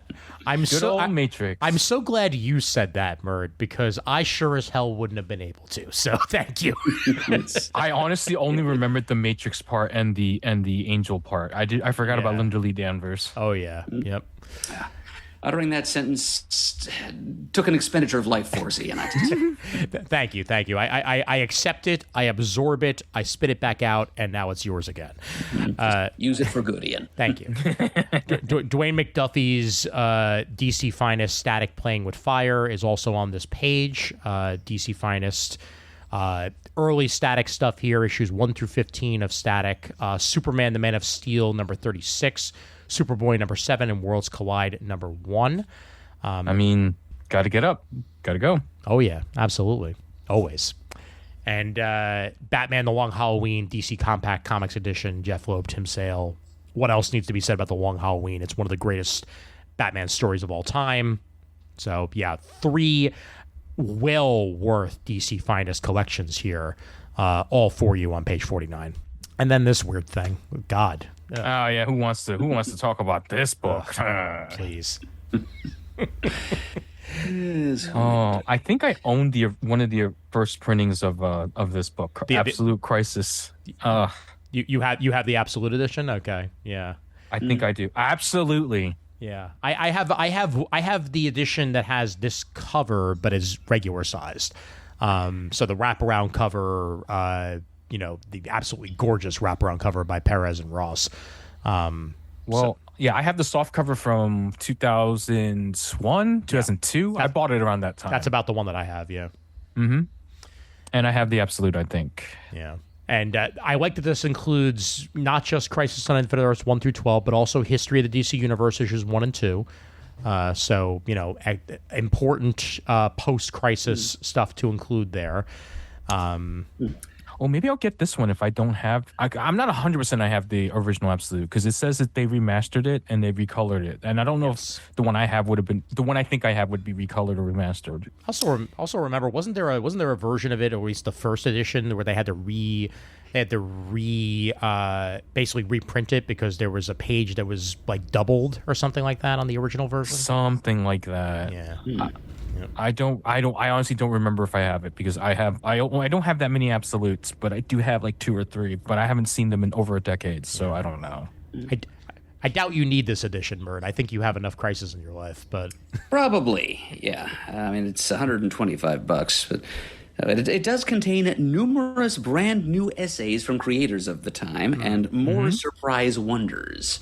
So it'd be interesting to see some other heretofore unseen perspectives on the series. I mean, it doesn't say from creators of the Crisis series, just creators of the time, people who might have been impacted in ways not often cataloged by the changes that the Maxi series put into practice. absolutely, yeah. That's why I'm hoping I don't have the original. Well, I'm also hoping that maybe they put this version on Infinite as part of Ultra. Because if they do, then I'll have access to all those essays. Because frankly, that is the reason to pick it up, is the essays more than anything else. Yeah. For sure. Meanwhile, Birds of Prey by Gail Simone Omnibus, Volume 1. This collects issues 56 through 90. A story from Birds of Prey Secret Files 2003. Pages from Batgirl number 57 and Batman 633. And a brand spanking new cover by Nicholas Scott to go along with it. Written by Gail Simone, artwork by Ed Bennis, Joe Bennett, and tons others. So it's some of the best work of Gail Simone's career. It made the Birds of Prey really what they are to me. I know they existed before Gail, but it's Gail's run that I think of first. So yeah, this is my run. Yep, definitely. So full omnibus there on page 50. And Ostrander and Mandrake's Spectre gets an omnibus. Yes, and I'm very happy to see it. This is at the bottom of page 51. It covers issues 0 through 31 of that celebrated Spectre run, and it's... Again, I'm not a huge fan of horror comics, but I honestly think this is one of the best things to come out of DC in the first half of the 90s. Yeah. It devotes more thought and attention to not only the Spectre as a concept. It's not just, blundering around coming up with ironic punishments for the guilty, although he does do plenty of that, too. At one point, he actually commits genocide. He reduces an entire small European country to slag, and then has to deal with the moral fallout of that. But it also develops Jim Corrigan as a person for about the first time in the half century of that character's existence to that time. And it establishes a history and a heritage and certain rules for the Spectre Force and fleshes out its backstory too, if you will. It's a lot of the stuff that Ostrander came up with was great, compelling stuff, but it didn't fit in with later writers' plans, and a lot of it was kind of conveniently forgotten. But it's still, I highly recommend this to anybody who's at all interested in the character. Yeah, another character created by these two Jewish kids. What are the names? Joe Shuster and Jerry Siegel. Yeah, what did they ever do? Who knows? Siegel, anyway. I think the artist was actually Bernard Bailey. Okay. I stand corrected. You sit corrected, but still. I am sitting rather corrected right now. Exactly. On this page, fine, it's DC. I'll do it. 52. We also get a collection that I'm very happy to see. Jonah Hex All-Star Western Omnibus. This is Palmiotti and Gray's Jonah Hex epic. Artwork by Phil Winslade, Moritat, Staz Johnson, and a bunch of others included there as well. It was a terrific Jonah Hex run that I feel like a lot of people forgot. And I'm glad that DC is bringing this one back into print for that very reason. This is Jonah Hex All-Star Western Omnibus, collecting the entire series from All-Star Western issues 0 through 34. It was a new 52 series, and that's why a lot of people missed it, quite frankly. And because it wasn't called Jonah Hex, it was called All-Star Western. So Yep, I remember that. But they have done the right thing and actually retitled it Jonah Hex All-Star Western for this collection. And good job. So yeah, check it out. Shout out to the Raging Bullets guys for originally getting me on Jonah Hex all those years ago. Mm-hmm. Yep. Before this new 52 series. And the fact that the Raging Bullets guys have been around long enough for now to have relaunched, just like DC has. So go. You know what? I am a little disappointed in them because they should have relaunched at least 7 times by now. Oh, I know. If they're truly a DC Comics podcast, they would have relaunched 7 times. Absolutely. Sean, Jim, we love you. Yes. Glad to see you're covering, everything now, not just DC, as part of the relaunched Raging Bullets. So, continuing to be one of the best damn comic book podcasts out there. Absolutely. Looking forward to episode 57B. You mean 57Q? That's yeah. Also here, Justice League by Scott Snyder and James Tynion IV, Omnibus Volume 2. Very much leading into the whole dark metal side of things, and death metal for that matter. So page 53. Oh, the Totality. Yep. I remember that run. And interesting to see this collected. Red, of all things. Red became a movie. 2 movies, actually. 2 movies. And this is the comic book that it was based on, by Warren Ellis and Cully Hounder. So a 2025 edition of Red with the proper DC Vertigo imprint listed as part of it. So page 54 for that. And to finish us out, Batman Ego and Other Tales by Darwin Cook, deluxe edition. Buy it. It's Darwin Cook. It's Darwin Cook Batman. What else needs to be said about that? Come on. On that same page is also the Authority Omnibus Volume 2. That was the Brubaker and Ennis years of the Authority. While also a bunch of Brave and the Bold on there as well. Back when Mark Waid and Jerry Ordway and Scott Collins were on that Brave and the Bold from the 2000s. All there available on page 55. And then that's it for DC. But wait, there's Marvel. And here it is. Here's Marvel. It was hiding. So, once again, thank you very much for a Disney variant that actually goes with the title that's supposed to be on. Moving on. All right. X-Men of Apocalypse Alpha. So this one is interesting.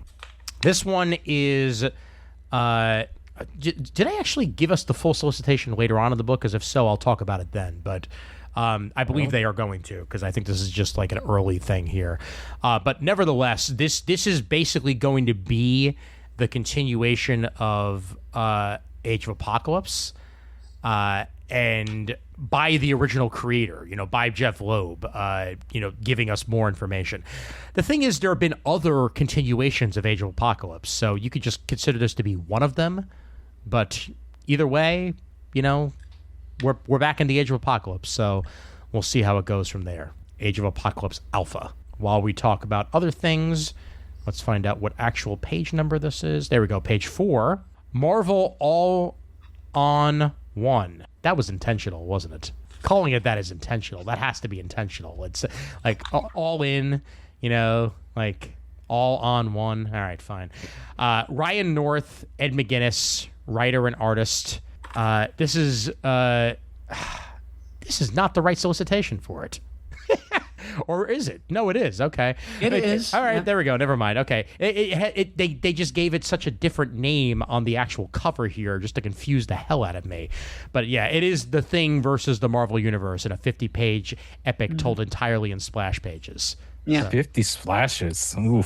Yep. That sounds awesome. And hopefully it is just as beautiful as, oh my God. Yes. Oh my! There needs to be an oversized version of this. Oh, there's gonna be. There's gonna be. I would buy that. Oh. I'm not getting the regular size. Just for that image alone, right here of Mr. Fantastic, it's gonna be incredibly worth it. Oh my God! Wow. Good stuff. Oh, that's one for me. Yep. Thor got a Tunda. So remember how we said that Immortal Thor was over and that Al Ewing was probably going to continue it in one way? Well, guess what? He is. Yep, with Pascal Ferry. Mm-hmm. Yep.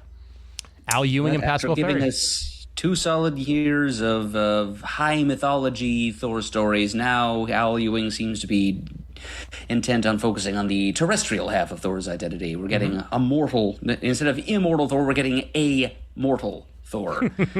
You can almost hear the sad walking away song from the Bill Bixby Incredible Hulk as you look at the image on the next page. Yeah. No, absolutely.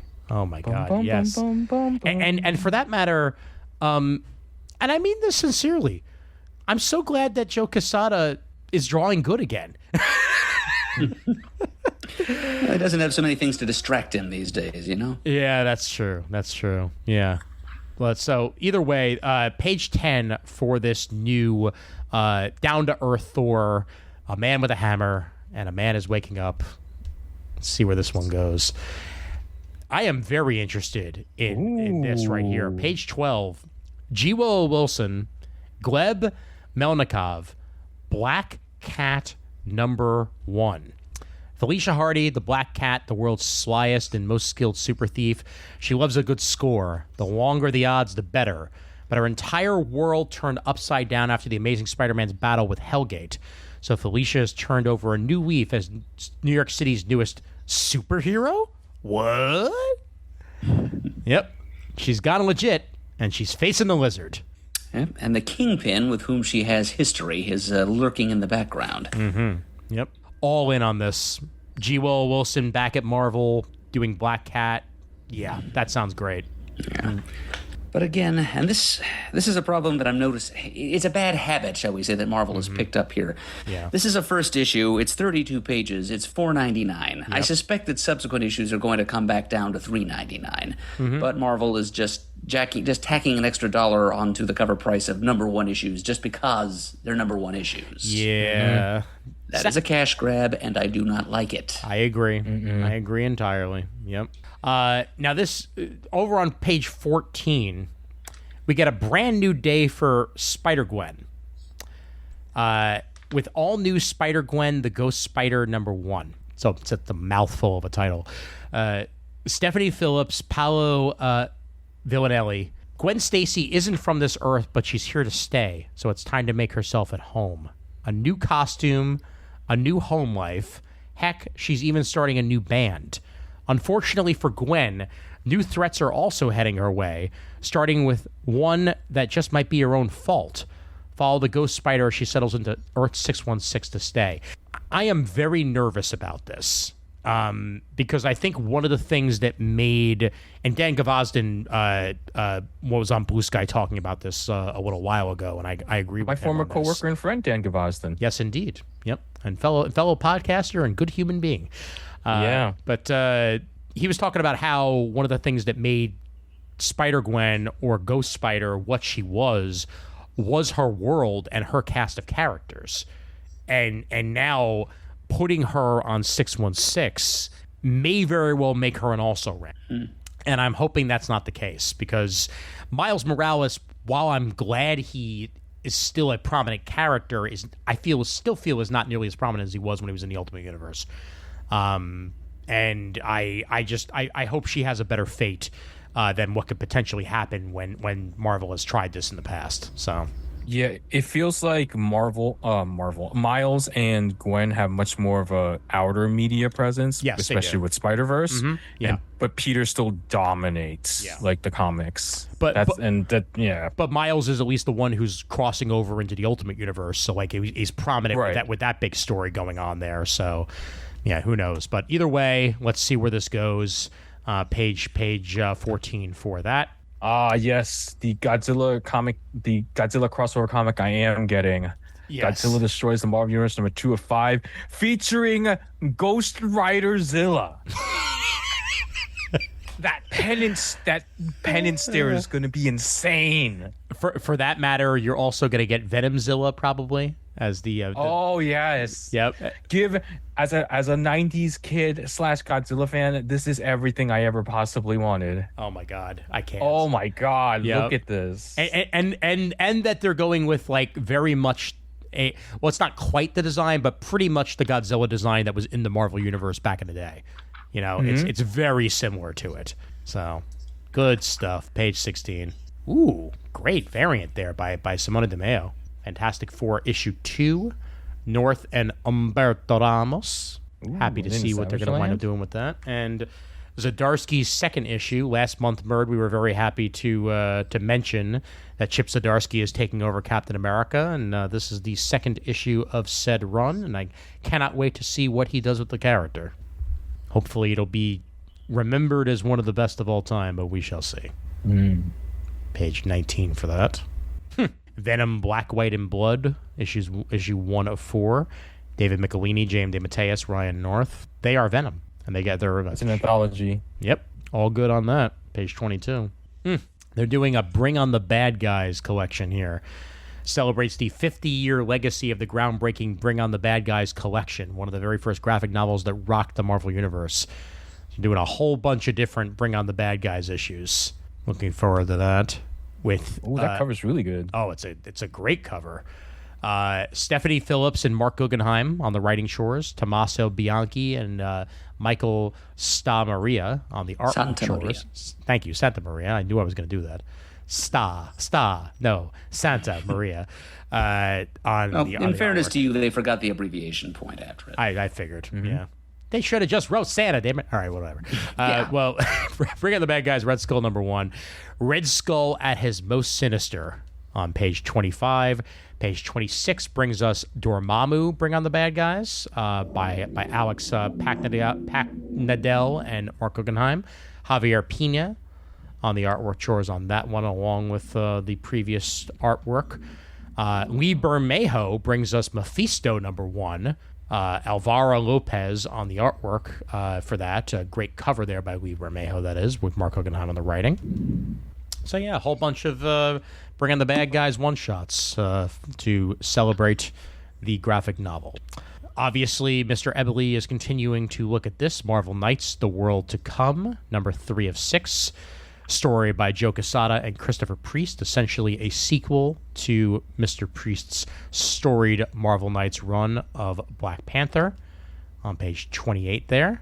While Victor Laval and Jonathan Hickman bring us a very different Black Panther, Imperial War, Black Panther number 1, straight into the pages of Imperial, also including World Breaker, Hulk, and Amadeus Cho. I look forward to reading Imperial once it's all wrapped up.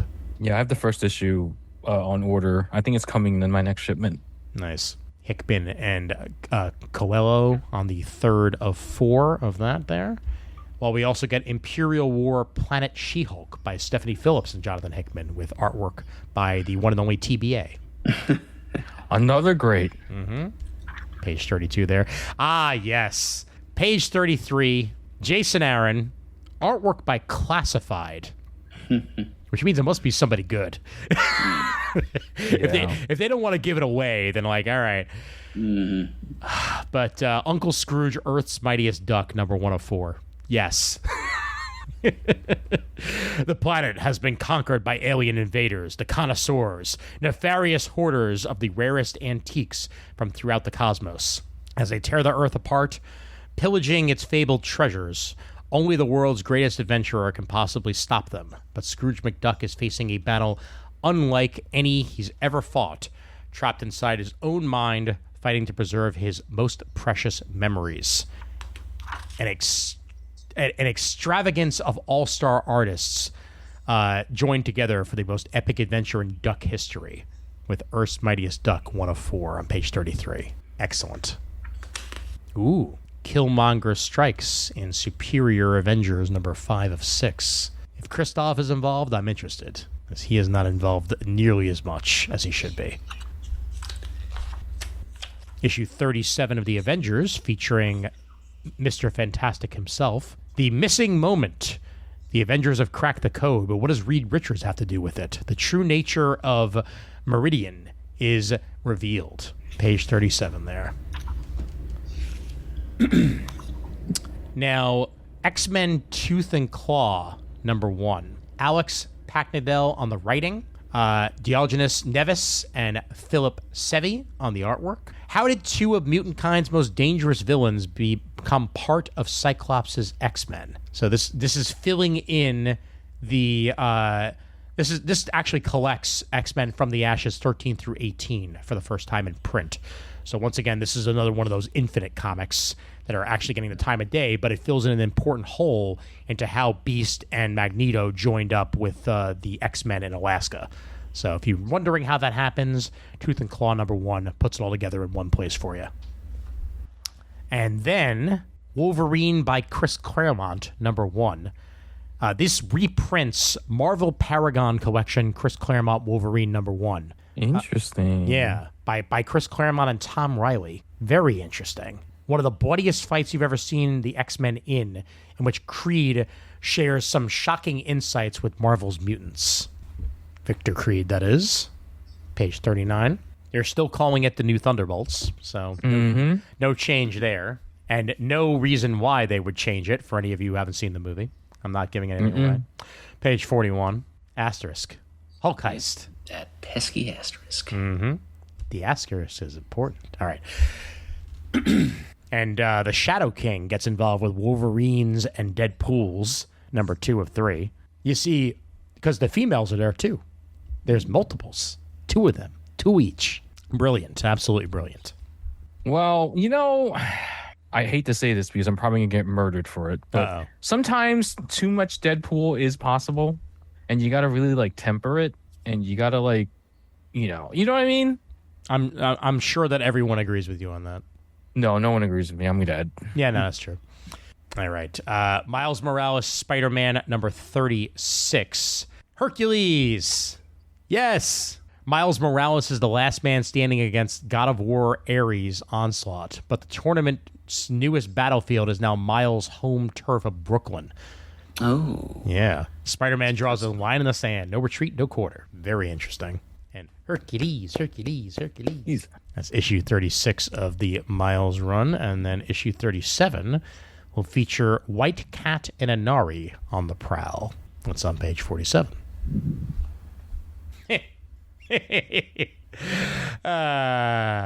Whenever there's a spider mech, I'm happy. Leopardon. Yes. Spider-Verse versus Venomverse. Issue 4 or 5. The final battle begins. I hope the emissary from Hell's in there. I'm sure he probably is. And meanwhile, Guggenheim and Kari Andrews' Spider-Man and Wolverine continues as well on page 51 with the 4th of 5 issues. You know, when I saw Ultimate Angel there, Raph, who'd you think it was? I thought it was... I don't know, because I see the metal rings and I think Archangel. I thought it was Darkhawk for a minute there, to be honest. No purple. No purple gem. True. And they're never going to do... They're not going to do Ultimate Darkhawk. They don't like me that much. Well, on that page 53, we continue with the Ultimate Spider-Man Incursion, which, as I said, includes Mr. Miles making his way over to the other Ultimate Universe. And we get some background into Vibranium's mysteries in Ultimate Black Panther number 19 on page 54. 55, My Dinner with Harry. Harry Osborn lives. Peter and Mary Jane have another fateful dinner with Harry and Gwen. How's the pie? So good. Page 57 of Ultimates number 15. We get ourselves the Monk, the Dragon, and the Fist. Shang-Chi of the Ultimate Universe. Yes, I'm gonna buy this one. I've already put it on order, but I should buy a second one. just to double down. Yes. Yeah. Nice. More Jed McKay X-Men. Mm-hmm. Indeed. I gotta catch up on so much, but Yep. yeah. Oh yeah, this has been great so far. A second Iron Knight brings with its consequences, and Cyclops has some explaining to do on behalf of the X-Men. But even a born leader can reach a breaking point, and Cyclops has had to do so much explaining recently. And on that next page, we get a very different X-Men story, as the younger X-Men take advantage of the break and head on the town. Their mission, revenge on the social media thrill killers, the upstarts. Can Jen overcome her fear and embrace her new self? Or will she begin to tread a dark road of her own? That's on page 59 there. And Uncanny X-Men number 19 has Deadpool and Outlaw in it, and it's Gail Simone. Mm-hmm. Thank you very much. That Outlaw is in it is enough to tell me that it's Gail Simone, because she likes that character more than anybody else. You're damn right she does. Yep. No, all we need is Agent X, and I'll be back in college, and it's summer, and I'm just reading that book, and I'm loving every second of it. Yep, 100%. Wow. Also, an outlier gets arrested. Nightcrawler gets the wrong beer. All this and more in our wildest issue yet. Yeah, I would say that. Issue 19 is going to be a hell of a ride on page 61. On page 62, Storm rides the Cosmic Hippo. Yay! Oh, yes. Yes. She was made to do it. Absolutely made to. Yeah. Keep telling you, fans. If you love Marvel Cosmic, don't sleep on Storm. Yep. Or Phoenix, for that matter. Phoenix has been really, really good cosmic storytelling. Yeah, that Golden Eagle hasn't been buying enough shelf copies of that, because I've been curious. The current storyline has Jean Grey's sister back from the dead and joining her out in the cosmos. Ooh, and page 64, because you demanded it, Gabby Kitty is back. Yes! There we go. Oh, my God. Honey Badger, baby. Honey Badger don't give a fuck. Love me some Honey Badger. So happy. And Zaris, son of Dracula. Okay, sure. I knew he had a son named Janus, but I haven't heard of Zaris before. Well, interesting. Now's the time. Yep. And there's Jean and Sarah Gray. Mm-hmm. Yes, Joining indeed. some sisterly Phoenix Force bonding out there. Yep. I've also heard some scuttlebutt that there may be a bit of a revision coming on the Chrysalis back in the day, and whether or not there actually was a separate Phoenix entity. Don't know when or where it's happening, but I remember reading an article about that somewhere, that there may very well be some revisionist history happening with the history of the Phoenix. So, Oh, it's not. It's not like the Phoenix history was ever convoluted before this. No, of course not. Definitely not. Oh boy. I love Phoenix is one of my favorite characters. Oh, I know. And I'm saying this. Yep. Fifth and final issue of Wolverine and Kitty Pryde, as Kitty versus Logan in this, and the finality of this apparently will set up a change to the way you look at Uncanny X-Men issue 192. So that's apparently where we're leading off here. So fifth and final issue of Claremont's miniseries, since he has a forever contract with Marvel and can do whatever the hell he wants. So good for him. Good for him. Now, if only John Byrne would take the same deal. All right. Wolverine number 12. Wolverine and his century-plus-year-old mother, Elizabeth Howlett, are on the run. Thanks, Saladin. Thanks. He couldn't save her in his youth, but he won't lose her again. He can't. Momverine! Did she go through a portal, or is she actually that old? I guess I'm gonna have to read to find out. I'm assuming that he's traveled back in time. I'm guessing. Yeah. And That's the least stupid possibility. great facsimiles this month. I want to win a Toys R Us shot. I want my second shot. I wasn't alive for that one. No, I know, exactly. I was 1 year old, so I wasn't really. Yeah, exactly. I was never a Toys R Us kid anyway. My parents never took me there. I wasn't either, but I always wanted to be. I'm just glad that they still included that on the facsimile. You know, like that makes me happy that they continue to include that on there. But It is proper. yeah, the Puppet Master first appearance, Fantastic Four number 8, and then X-Men 138, the complete Death of Phoenix saga as it was originally printed, continuing to be printed here with one of the final issues of that, and a facsimile edition of Civil War, as we reach a milestone for that. As come next year, it'll be 20 years since Civil War. God, we're old. Yep. I just found my copy of issue 1. Wow. Not that long ago. That's crazy. There's a box here of all my Civil War stuff, pretty much everything from 2006, and it's just like, wow, 20 years, huh? It's a story that very much changed the Marvel Universe for good or bad. So page 69 for that facsimile. If you haven't read it before, you get the opportunity. And I think that was the start of the never-ending event cycle. Pretty much, yeah. Or at least thereabouts to it, yeah. Like Avengers Disassembled, Civil War, House of M, that sort of time period. Death of Silver Surfer issue 3, Greg Pak and Sumit Kumar continuing their miniseries on page 72 there. The fourth and final issue of Fantastic Four Fanfare with the likes of Daniel Warren Johnson, Greg Weisman, and J. Michael Straczynski as the writers. Like, come on. I think this is that movie universe book, right? No, it is not. Oh No, this is basically an anthology style Fantastic Four book. The one you're Marvel Fanfare style. Okay. Yeah. The one you're the one thing it had Fraction. Yeah, exactly. Fraction and Buckingham doing that. Ooh, whoa! Look at that Justin That's a Mason cool cover for the Thing. I'm sorry, Nick Bradshaw did that cover. Oof, beautiful stuff. Thing versus the Juggernaut. Page 76, we get the new champions raise Hela. Get it? Because Hela, the character, you say. Ooh. Change is coming, and apparently it's going to be really gory and disgusting, and I don't want to look at that cover. Incredible Hulk number 28, page 77. A little homage to the previous Immortal run, maybe? I don't know. It's certainly possible, yeah. Now this, however, is an excellent cover. Vision and Scarlet Witch number 4 of 5. Russell Dodderman continuing to knock it out of the park on every cover he does. It even has a corner box. Respect. Yes, indeed. Yep. West Coast Avengers. Yep. Mark of Ultron. Jerry Duggan continuing his West Coast run there. Page 80. And the 9th issue of Helverine, because we asked for 9 of those. But Benjamin Percy, Helverine. Yeah. Okay, moving on.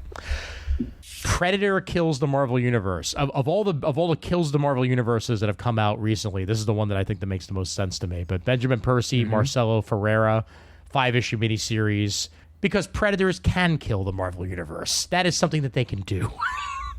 I mean, aliens can too, but that's a different killing. True. Yeah. That's from the inside. Predator King, a Vibranium Arsenal, and All-Out Invasion. Page 83 there for that. Ooh. It appears we're getting ourselves the Doctor and the Smuggler meeting up. Some Han Solo action in Dr. Aphra Chaos Agent issue 3 of Star Wars on page 84 there. Alex Segura's Star Wars reaches its 4th issue with the one and only Phil Noto on the artwork and cover. And that's a damn fine cover if I do say so myself. The Millennium Falcon, cornered! And a message from the Clone Wars era sends shockwaves in the present. Down we go into the trades. Avengers by Jeff Johns and Olivier Coipel, collected in omnibus form here. So this was right before Disassembled, essentially. So Avengers 57 through 84, the Vision series from 2002, issues 1 through 4, Thor issue 58, Iron Man 64, and New Invaders issue 0. So a time that's often eclipsed gets its time in the sun. I think I have an early collection of that. I remember that time. I think I was still reading at the time. Nice. Oh, here on page 91, Alpha Flight by the one and only Bill Mantlo and penciled by Jim Lee. I forgot this ever happened, but it did. And some of Jim Lee's earliest works in Marvel came here while Bill Mantlo was writing Alpha Flight. So Bill Mantlo, James Hudnall, Roger Stern, pencils by Lee, Mike Mignola, Joe Bogdanov, Sal Buscema, legends of the industry all together here on some Alpha Flight. Page 91. Better damn well have some Puck. All right. Let's see what some of the... yes, here we are. Delightful. Yep. Godzilla versus the Marvel Universe in trade paperback on sale October 2025. Of course you are. Of course you are. I mean, there wasn't really any doubt, right? Try not to buy 3 of them, please. They're not going to do multiple covers. All right, fine. But page 96 for that. There's at least 2 covers. All right. I'm going to pick the good one. All right, good. And then volume 3 of the amazing Ultimate Spider-Man. It's just the Ultimate Spider-Man, but it happens to be amazing. By Jonathan Hickman. There on page 99. Collects issues 13 through 18 of that series. That's how I'm reading it, so it's on my list already. Yep. Speaking of the end of Immortal Thor, volume 5, Death of the Immortal Thor, is collected on page 102 there. And David Paposi and Steve Fox's Cable Loving Chrome, also there for us on page 106. And 107 gives us the Rogue Savage Land trade paperback, filling in a gap in Rogue's history. And is going to collect Rogue the Savage Land 1 through 5, as well as Uncanny X-Men issues 169 and 174 from back in the day. So, nice way to fill it out. One of my favorite cosmic sagas of recent times. Annihilation, yeah. Yep. Annihilation was something else. And Keith Giffen, Christos Gage, Stuart Moore, Simon Furman, and others. This was Annihilation Ronin 1 through 4, Annihilation 1 through 6, Annihilation Herald of Galactus 1 and 2, and Annihilation Nova Corps. Annihilation was definitely a space epic of its time. As we get further down, some old school Guardians of the Galaxy here. Yep, the original Guardians, indeed. Jim Valentino, Al Milgram, Tom DeFalco, Len Kaminsky, and Ron Mars. Got some Herb Trimpe artwork in there. Alex Trimpe as well. Al Milgram and Jim Valentino on the pencils as well. Page 113 for that. And I'm glad to see that they're recollecting this Jeff Loeb, Tim Sale, Hulk Gray. That's one of my favorites. Collecting Hulk Gray issues 1 through 6 in one trade paperback here, and telling the story of the earliest days of the Hulk. And they're also reprinting Howard the Duck by Zdarsky and Quinones, which is crazy and a lot of fun. Oh yeah, that was a while ago. That was 10 years ago now. Oh my God, that was 10 years ago. Yep. Yeah. Oh, that was some of Zdarsky's earliest writing. Right. I was going to say that same thing. Yep. All right. He was still drawing sexy crims. Yes, he was. Yep. All right, and that finishes up Marvel. So let's head on over to IDW. Once again, IDW gets its own catalog because everything does now. Oh, well, what are you going to do? But theirs at least has page numbers, so a step in the right direction. What say we, Raph, on Teenage Mutant Ninja Turtles Shredder #1? I actually am waiting for the trade on this because I'm trying to be stricter about my book purchases. Fair enough. Because, I already get all the other 3 Ninja Turtle books. So I need to slow down a little bit. But I'm definitely interested. As a dark new power from the shadows of New York rises, so does a much darker power return to the city streets for revenge. One of the most terrifying villains in the history of comics is back and more deadly than ever. Returned forever changed by maddening ordeal beyond imagining, the Shredder is a man out of time, betrayed by all around him without the Foot Clan, and quite possibly insane. When one of his former Foot prodigies forms their own rival clan with infernal designs in New York, a recovering Shred dude must quest deep into the criminal underworld, where enemies both old and new will discover what defiance will bring them at the hand of the Shred dude's blades. I mean... Shred Dude. It's the Shred dude. Yes, it like, is. Whoa. Yep. He's like totally dangerous, dude. Yes, he is. And I like this this redesign. Very sleek and streamlined, but still gets the point across that it's Shredder. Yeah, no cape, little bit of a different mask. Yep. Even the blades are a little bit different. Dan Waters is the craftsman behind us, and Michelle Bandini very Laura Kinney on the artwork. Yeah. Yep. Definitely. Page 2 for that. We also get the 12th issue of Jason Aaron's Teenage Mutant Ninja Turtles relaunch on page 3. Gee, I wonder if I'm gonna get that. Why, yes, you are. Yeah, I get that. I get Mutant Nation, and I was getting Black, White, and Green, but I think that's already done with. Yep. The Dogstar Clan has finally come to America in the Mutant Nation finale by Thundercats team of Declan Shelby and Drew Moss. So this might be the end of Mutant Nation here as well for you. Yep. Final issue. Yep. Oh, good. Okay, maybe I do want to get Shredder then. Yep. Page 4 there. Listen, you can still Wifta. It's fine. That's true. Yep. That's true. And of course, I love that the Teenage Mutant Ninja Turtles Saturday Morning Adventures exists in any way, shape, or form. Oh, I want the arcade cover. That is really cool. Page 5 for that. This is interesting. TMNT Journeys #1, a lost piece of TMNT history brought back to light. Story here by Peter Laird, artwork by Jim Lawson.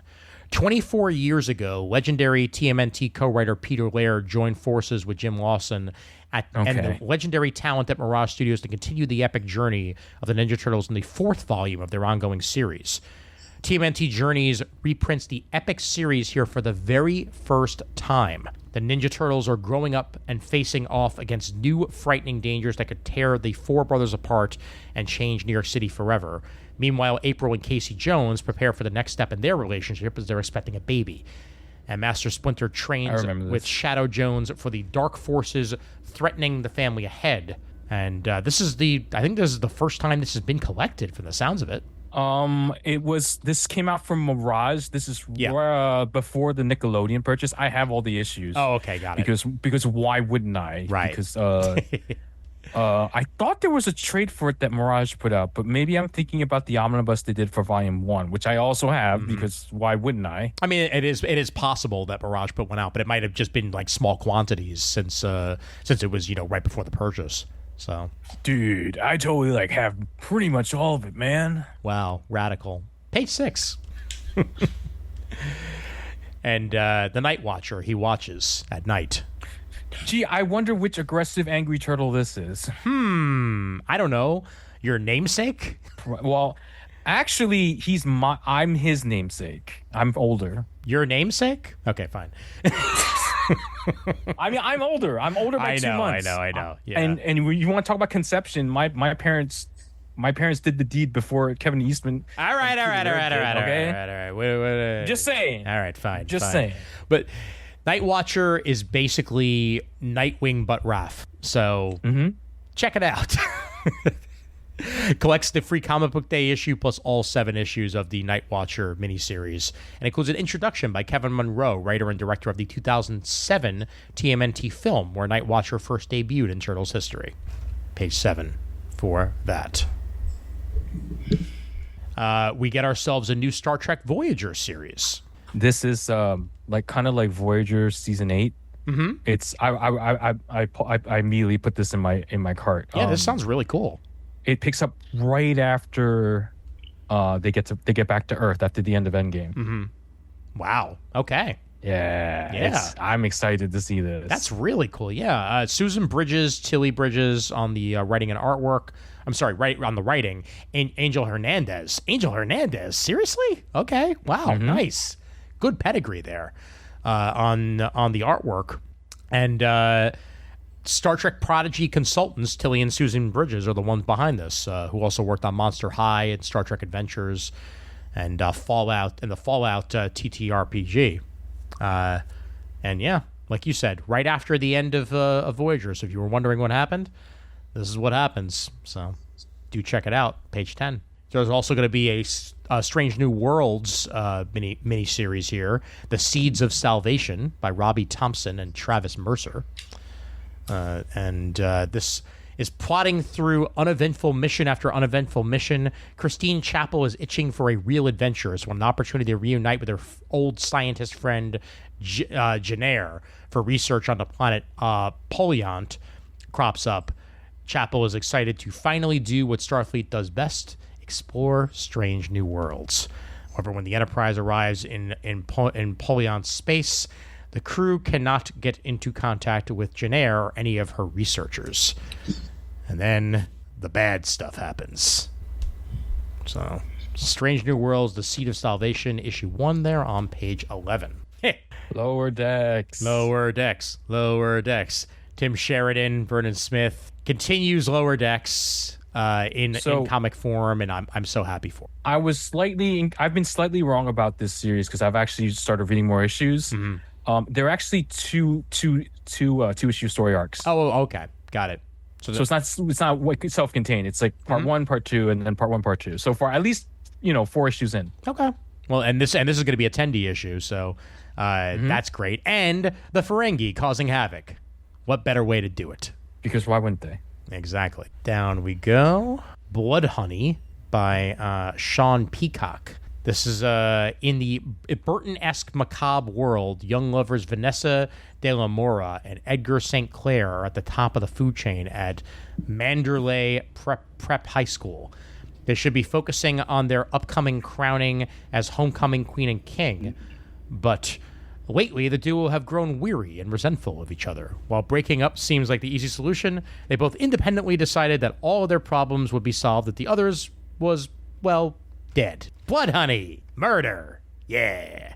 It's an exciting game of cat and also cat. Indeed. Available for you there on page 16. Well, and then classic series. You got your Godzilla. Godzilla in Hell. Yeah, I already own it. It's such a great series. I don't think the foil cover is enough to convince me to get it. Well, good. But good. Really good series. It's one of my favorite Godzilla comics. Yep. James DeCoe on the art and story for this one, and the artwork is sublime. It is so good. So good. Oh, it is amazing. Yep. And Hell is basically like, hey, Godzilla, you deserve to be punished for everything you've done. And Godzilla's like, nah. Have some nuclear death fire. And on the next page, we continue Godzilla, Here There Be Aliens. Because here, there be aliens. And Godzilla. I mean, why not? Oh, and a cameo by Jet Jaguar. Yes, indeed. Yep. Throwing them out there for you. Mothra gets her own series. And Mothra's 5 issues into their own series by Sophie Campbell. Page 19 there. This is interesting, too. Godzilla the Monster comic art collection. So this is all Godzilla artwork in an 8x12 oversized format by a whole bunch of Godzilla artists. So if you're just looking for the art and not the story, they've got you all covered there on page 20. All right. Let's see if there's anything else. Yes, Top Shelf. We are getting Halloween before Halloween for sure. Although this will be available in September, so that's not too early. Spoops, the little spirits of Halloween. Discover the whimsical magic behind Halloween in this timeless new illustrated fable for the whole family, featuring the Spoops. Yes, very cute little children's picture book. Indeed. Available for you there on page 30. This looks fascinating. Head-spinning, time-bending graphic novel, which is a nuclear fusion of fantasy and sci-fi whose every page glows with an eerie light. Will you survive the blast of Ironheart, not Ironheart. That's something different. Ironheart is Marvel. This is Ironheart. There's no R. Please make sure to say it correctly. Right. Eye on heart. Exactly. There you go. And this is what Lucas Kummer is bringing forth. The best work to date by one of the greatest talents of the German-speaking comic world. That's what Andreas Plothouse says.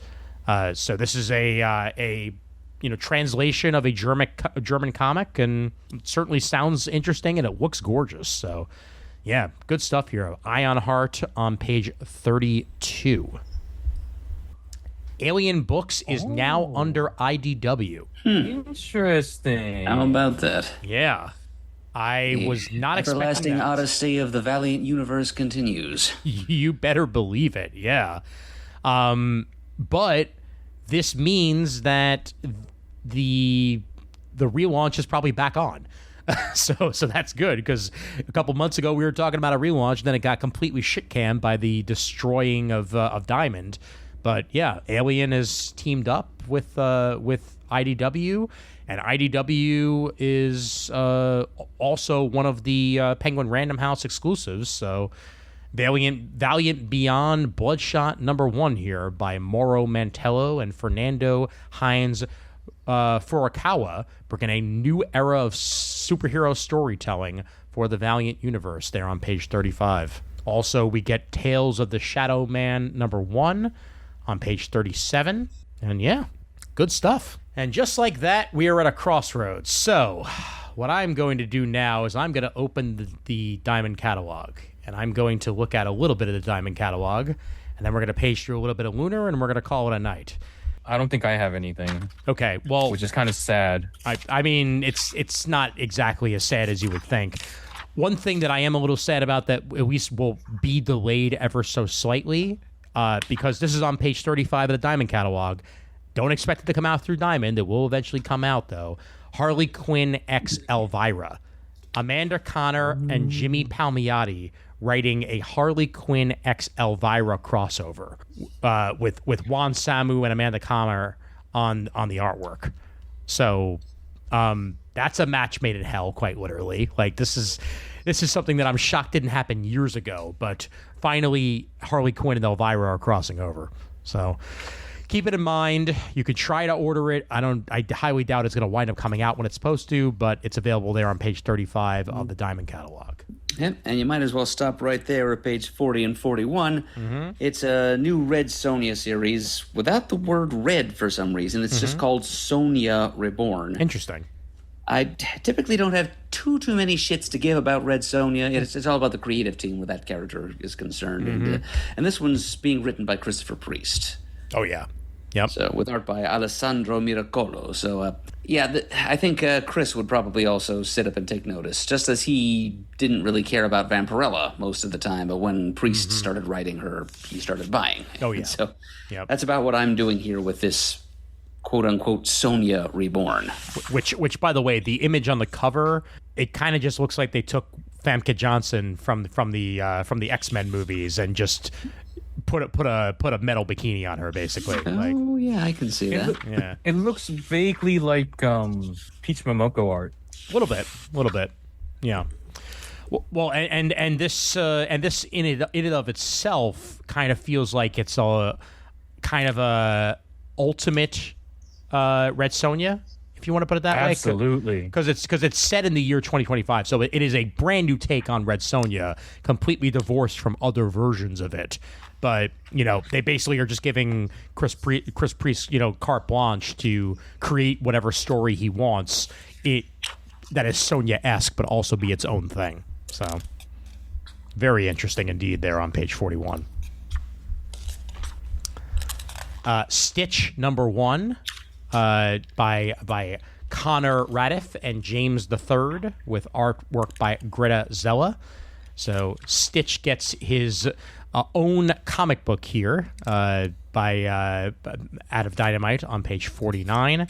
I've still yet to see the remake of Lilo and Stitch, but I've heard very positive things about it, and we'll be seeing it hopefully in the not too distant future. But it's a Stitch comic. It looks adorable, so that's really all you need to know. I'll probably watch it on Disney Plus when it hits there. Oh, yeah, absolutely. Yep. And the third issue of the Thundercats Powerpuff Girls crossover solicited here as well on page 59. We also get volume 2 of the Powerpuff Girls in the Flower Power collection on page 61. Fifth issue of Captain Planet out as well. Really did enjoy that first issue. Look forward to reading more. On page 67. And I think that's about it for Dynamite.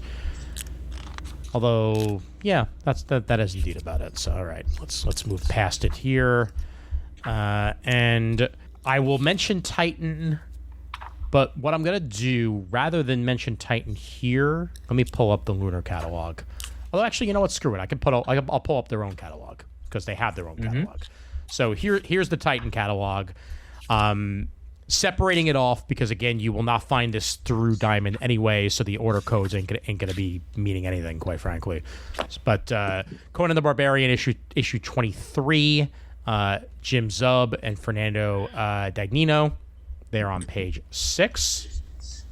We're also getting the Original Comics Omnibus Volume 6, once again from the Conan Comics Group. Always love that they just add the word Conan there on page 8. So this collects from 1970 Conan the Barbarian. This is issues 150 through 171. Conan the Barbarian Annual, issues 8 through 9. And I love that they're able to reprint the What If. You know, even though What If is very much a Marvel series, they were able to get the rights to do What If issue 43 as part of this. So very happy to see that included there on page 8. This is The Savage Sword of Conan, the Original Comics Omnibus Volume 6 as well on page 11. And a whole bunch more omnibuses included there as well. What else is new on that? We do get the Solomon Kane Serpent King trade paperback. This is issues 1 through 4 of that. Oh, I'm sorry. This is just issues 1 through 4. Never mind. I thought they were soliciting a trade. Instead, it's just a pack. So if you want all 4 issues of it, you can get it there on page 24. I did that with Dave Dwanch's book because I forgot to order 2 through 4. Yeah, there you go. And even if it's Rebel Moon, I will once again mention Gail Simone is writing Rebel Moon Nemesis, the miniseries. So with Federico Bertoni, which means it'll probably be better than any other Rebel Moon thing that's ever been created. So page 27. One of these days I'll go back and finish that movie. One of the few movies I've stopped watching because I just couldn't. All right, and that is literally it for Titan. So back we go to previews. And I get to page through everything that I literally just did. Here we go. All right. There we go. And more previews to be told. Aftershock is still dead, so not worth talking about them. Is this the... No, that's not it. Okay. There hasn't been any announcements on Aftershock, right? No, there hasn't. Unfortunately not. Yeah. All right, and here's all the Dark Horse stuff with literally... Wow, that's how you know how little they actually cared about the previews catalog this month. Cover to be revealed on literally everything for Dark Horse. Ugh. Yeah, How the Mighty Have Fallen. All right. Once we get past that... Or conversely, Dark Horse didn't care enough to give them the assets. Oh yeah, it's a little bit of both. It's definitely a little bit of both. Yeah, because they were an afterthought. All right, here we go. Page 147. Let's go ahead and begin with Marvel Arts Avengers in the Veracity Trap by Chip Kidd with artwork by Michael Cho. Begins with an epic battle in Asgard as Loki, the god of mischief, comes into possession of a weapon of unimaginable power and assembles an army of otherworldly monsters in an effort to carry out his evil plans. Cue the Avengers, who meet this horrifying throng of beasts head-on as a thrilling knockdown, drag-out fight ensues. Writer Chip Kidd and Michael Cho have created a mind-bending, visually tumultuous saga that takes the Avengers and you, the reader, to places that challenge everything we thought we knew about superheroes and the very nature of heroism, villainy, and existence. This is out of Abrams, and Yes, please. I love Chip Kidd. I love Michael Cho. That sounds fantastic. So 148 there. Marvel Arts Avengers in the Veracity Trap. Yeah, sounds wonderful, but it is $26 for a 64-page story. It's not in my budget. Oh, yeah, absolutely. There'll be a soft cover eventually, so no worries about that. I am glad as well that we're getting a reprinting of the Simpsons Futurama crossover Crisis, which is the definitive Futurama Simpsons crossover. I don't care if there was an episode of The Simpsons with Futurama in it. This is the crossover. Like, it's done so much better. I own a copy of this. It's great. It's well worth checking out. And in converse to what you were just talking about, this is 208 pages for $29.99. Much better. Yes. Much more satisfying. Yep, absolutely. Abrams Fanfare also has a couple of Marvel team-up Spider-Man Quantum Quest graphic novel there. That's been solicited a couple times, I feel like, so nothing new there. Is this Aspen? Yeah, okay. And no, Abstract. No, it's not. Okay. Yeah, Aspen's a couple pages later. Got it. Abstract. Strangers in Paradise one-shot by Terry Moore. Trigger warning on page 150. It's a new Strangers in Paradise story by Moore. This basically features Kachu and Francine as you've never seen them in the Old West. Can Civil War veteran Kachu find true love at a small western town? She can if Francine lives there. No, Strangers in Paradise Old West style on page 150. Interesting. Ahoy brings us a couple of books this month. Ancestral Recall by Jordan Clark on page 151 there. Black History for painter Melvin Waring. It's an actual superpower. When Melvin's wife mysteriously disappears, he must call on the most important black figures of all time to help him in his search.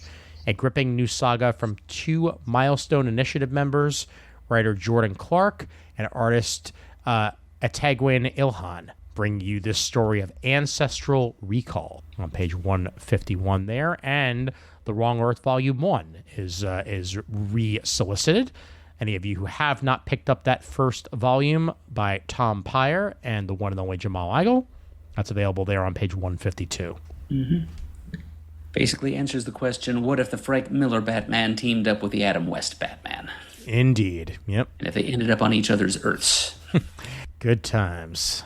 Dan Parsons' Sophia, Mummy Number 1, American Mythology, putting this one out. Michael Gordon, Dan Parsons.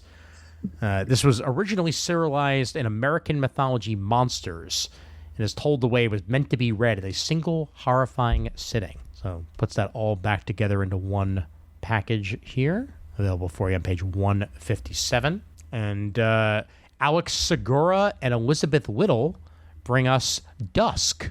The city of Blackstone is propped up by corruption and fear.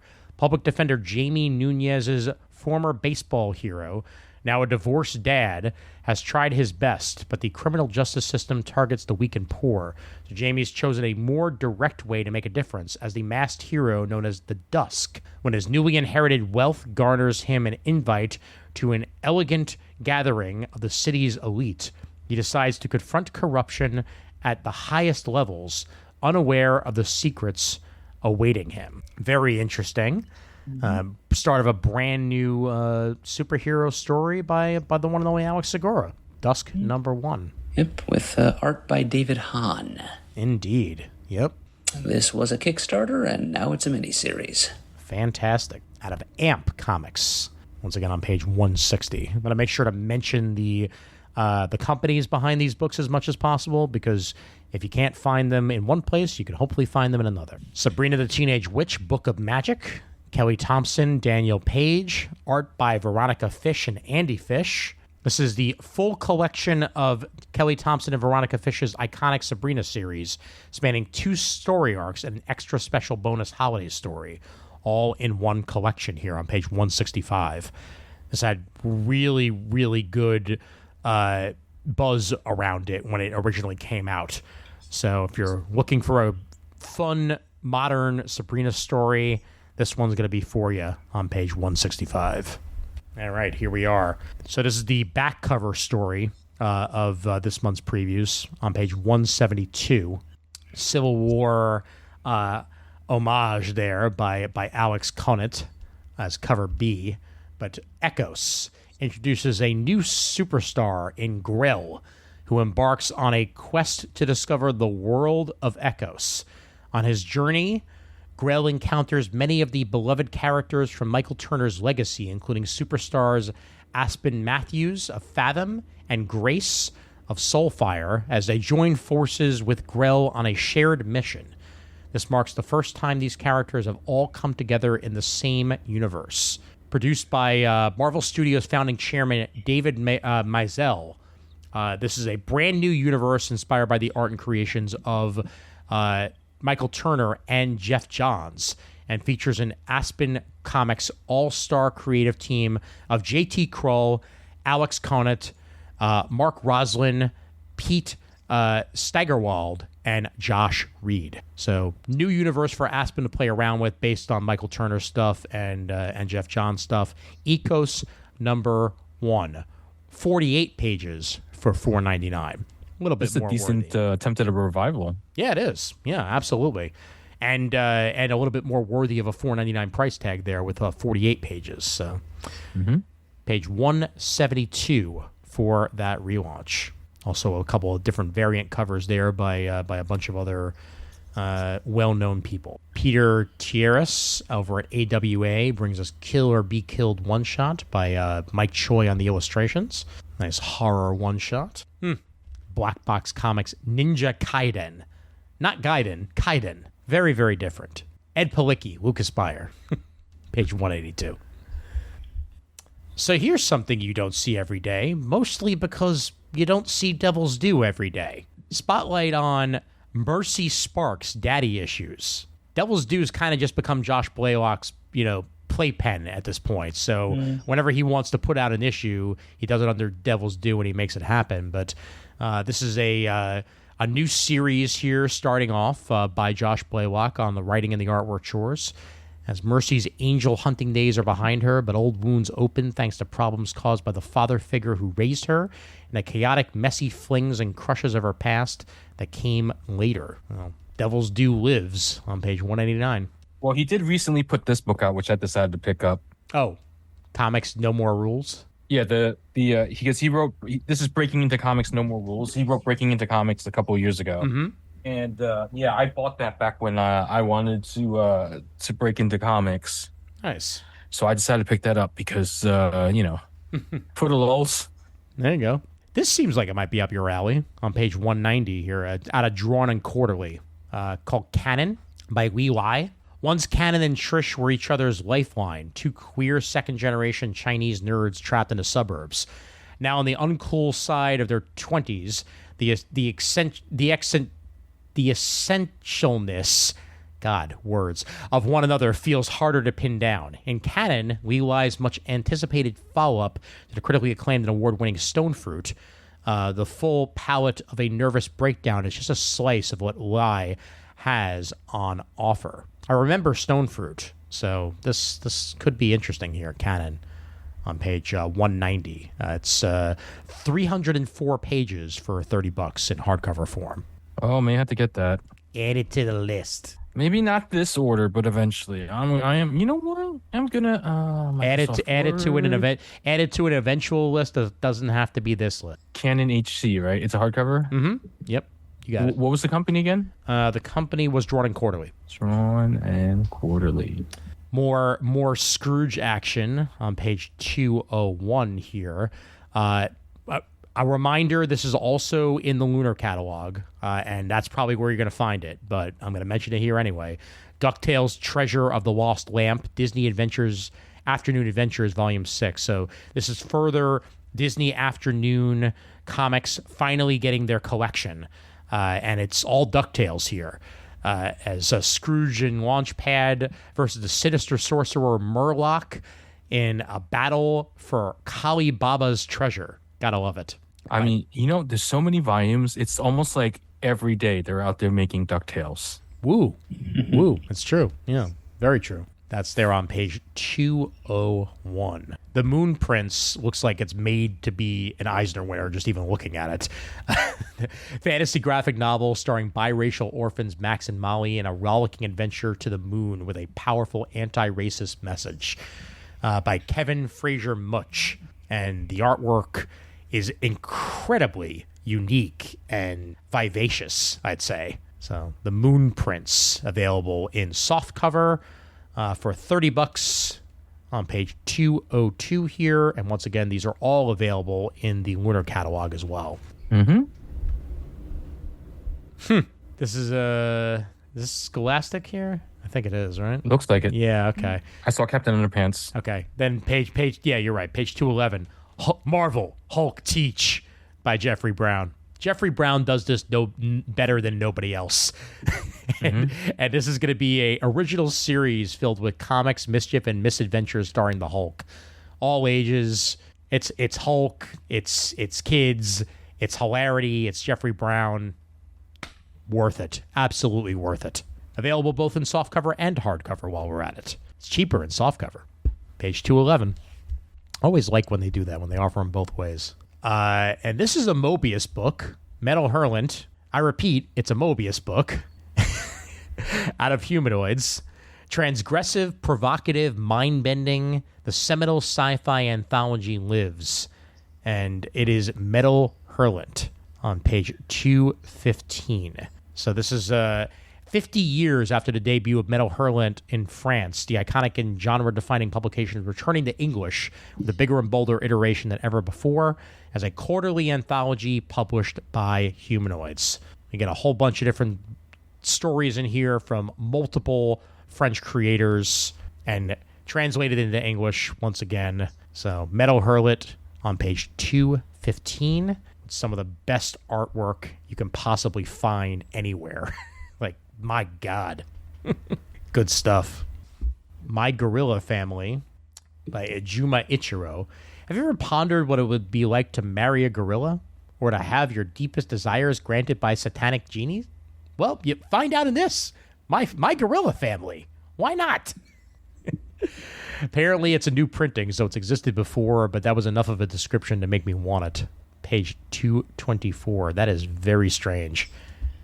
This is maybe the one thing that Diamond could maybe like go whole hog on, is try to like go all in on the strange, you know, like go all in on the books that would be niche enough to warrant the continued existence of you as a publisher. They are the third largest distributor now. I know. So they don't, Yep. They don't really have much of a choice there. I agree. Oni is yet another one that is no longer with Diamond, but I will mention this in passing here on page 234. Adventure Time, The Bubbling College Special by Caroline Cash, writer and artist. We get ourselves some alternate universe Adventure Time books featuring Princess Bubblegum and Marceline, the Vampire Queen. I am all for that. And it's there for you on page 234 and also available in the Lunar catalog. So is Zach Thompson's Cemetery Kids Run Rabbit, which is a new miniseries by Zach Thompson. Cemetery Kids Don't Die. Need to do Goonies. Rick and Morty versus the Universe Summer of Love one-shot by Daniel Kibblesmith and Jody Hauser. That's a good team. That is a really good team to be working on a Rick and Morty story, especially a summer one-shot. Page 241. Page 248. Tama, gotta kill 'em all. The virtual pet that wants to kill 'em all. So, Tamagotchi gone horribly, horribly wrong. Don't leave your virtual pets unattended. Exactly. Or else they will want to kill you. Panic Entertainment LLC brings this one out by Adam Schlagman and Doug Pasco, with Daniel HDR on the artwork and Dustin Nguyen doing the cover in a very Death Note-y way, I will add. But yeah, I agree, Raph. Don't leave your Tamagotchi unattended, or else they might do horrible, horrible things like they do here in Tama #1 on page 248. Scholastic Marvel, the official X-Men How to Draw softcover. So if you want to learn how to draw things the X-Men way, you can do so there on page 255. Taschen America brings us Walt Disney Carl Barks Library, Donald Duck Volume 1, 1942 to 1950. In 1942, That pop price culture has... tag. I know. $200 for 552 pages at 11 by 16. So it's worth it for that, but it's a lot. It's a lot of money. It's a lot of money. First volume That's of an Carl Barks investment. Duck Stories brings together several of the artists and Fowl's early classics in lovingly restored detail. But yes, pretty penny. Wait for a discount. Taschen books are always expensive, unfortunately. All right. Get what you pay for, though. Oh yeah, definitely. So that brings us to the end of the Diamond book outside of manga. I will go back to manga in a moment. I'm just going to open up the Lunar catalog real quick so we can touch on tomorrow's and see if there's anything else real quick in here before we wrap this sucker up. Let's see. So tomorrow's is right there on page 418. And I will mention once again that Udon is no longer with Diamond either, so this is where you're going to find your Udon stuff moving forward. None of the major companies. Nope. All right, here we go. Onward we go to tomorrow's, and I actually managed to get there in a somewhat fast fashion. How about that? So this month's Alter Ego, concluding our presentation of Eddie Zeno's book on the early Superman artists begun in Alter Ego 193, with a focus on style setting, Wayne Boring and classic cover illustrator Winslow Mortimer, featuring a fabulous previously unprinted cover by Boring. Also, Fawcett Collectors of America and Michael T. Gilbert in Mr. Monsters Comic Crypt. I pre-ordered it. Excellent. Let me know what you think about it. We also get futuristic rockets, robots, and ray guns of space-age pop culture on page 421 of the catalog. All about as much sci-fi as you can fit into a hat, essentially, including the Jetsons, Star Trek, Lost in Space, and Tang. Gotta have Tang. And Marvin the Martian. Yep. And the Brain Eaters. Yep. And let's see, anything else worth it in tomorrow's? No, everything else has been there before, one way or the other. So we will move ourselves down to Udon real quick and see if anything catches my eye in there. And the answer is nothing, because there's very little. So Yeah, Udon. Yeah. Udon is kind of gone. Yeah. They've been hanging on by a thread for the last 2 decades. Street Fighter, basically, and that's about it. Yeah, and even then, Street Fighter was always late to the point where I gave up on them as a company because of it. Yep. Post Malone is working on a comic. I want to point that out here. This is issue 2 of Post Malone's Big Rig out of Vault on page 432 of Lunar. Adrian Wassel on the writing chores, Nathan Gooden on the artwork as well. Heaven, Yeah, Vault hell, horsepower. They have a bunch of like content creator related books. Like I think they're the ones that did the Jacksepticeye book, and Yes. also Moist Critical has a book, which these are names I hope both of you will never learn, because I've been on the internet too much for the last 5 years. And this is the purview of people half my age, and Fair- that I fair know all enough. this. Well, how about Tim Seeley and Patton Oswalt with Garth Graham bringing you more Money Shot? Money Shot Big Bang. The Big Bang Big Bang. continues. Anti-sex despot has led to the triple explorers back to the planet Infernalis, homeworld of Kink King Acreus Fack. Thank you, Patton Oswalt and Tim Seeley. I greatly appreciate it. That's worth it. All right, and that will do it there for Vault, I believe. Unless you guys have anything else, it's onward to manga.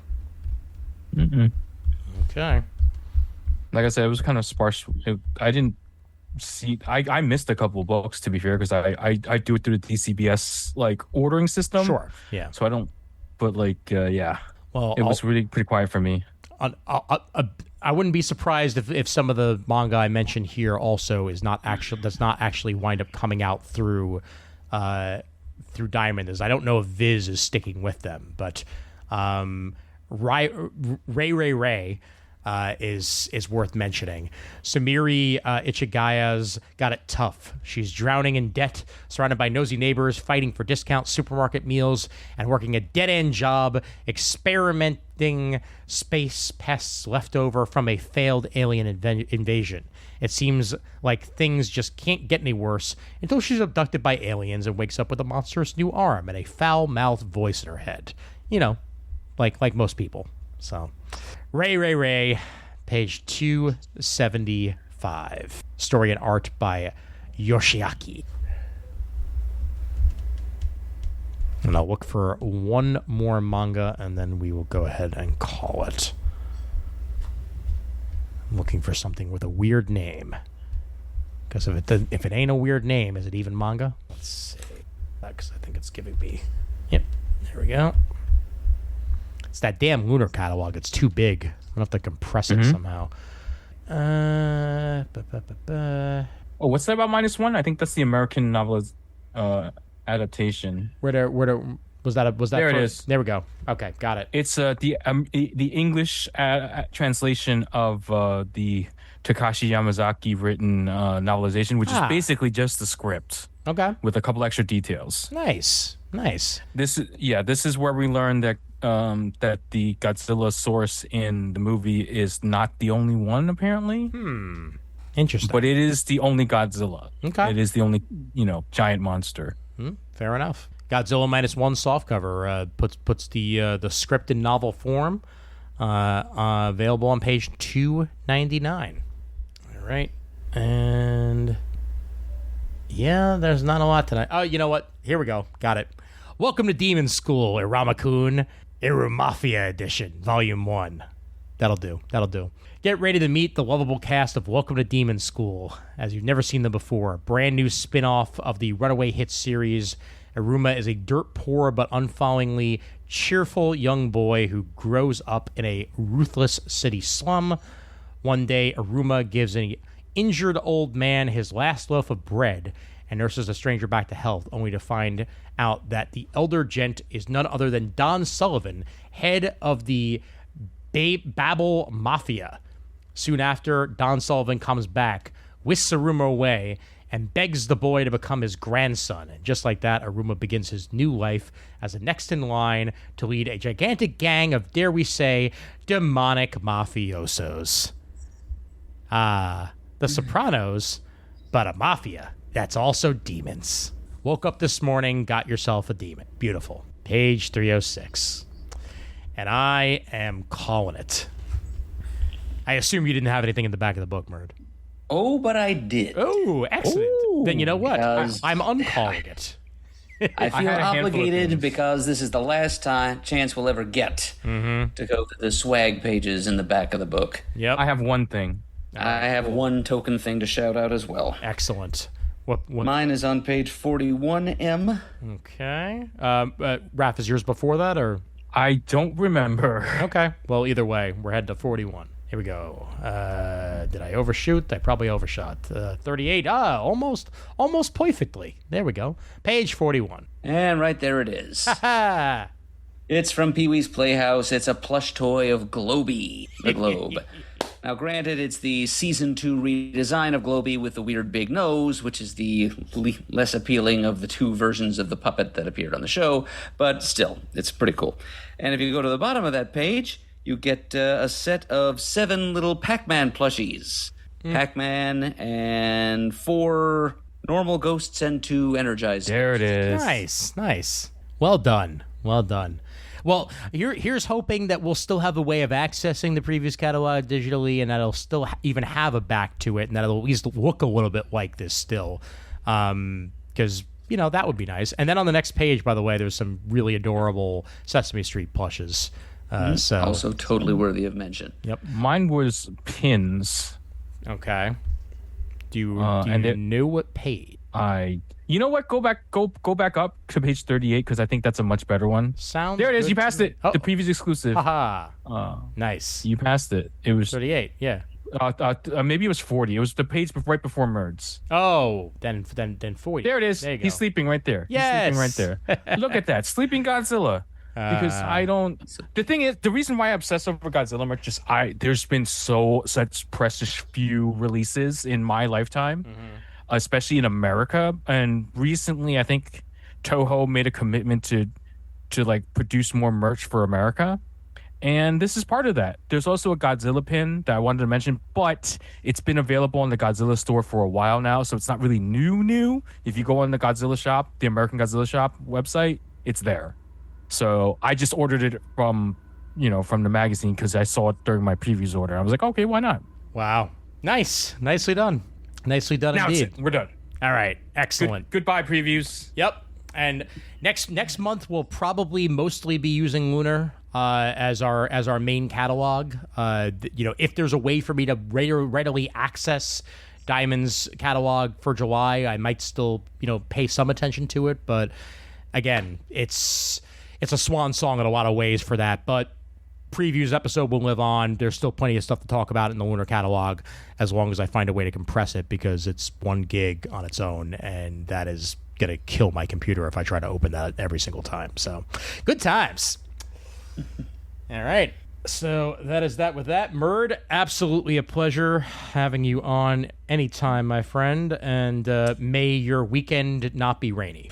Oh, thank you, Ian. I hope your activities are free of rain as well. We're both kind of chanting the rain, go away for our respective activities. I hope both of us go away happy. Most definitely the case. Yep, and we do still have a retro movie review to come sometime in July. July is going to be a busy month for me in particular, but we're going to try to fit some stuff in.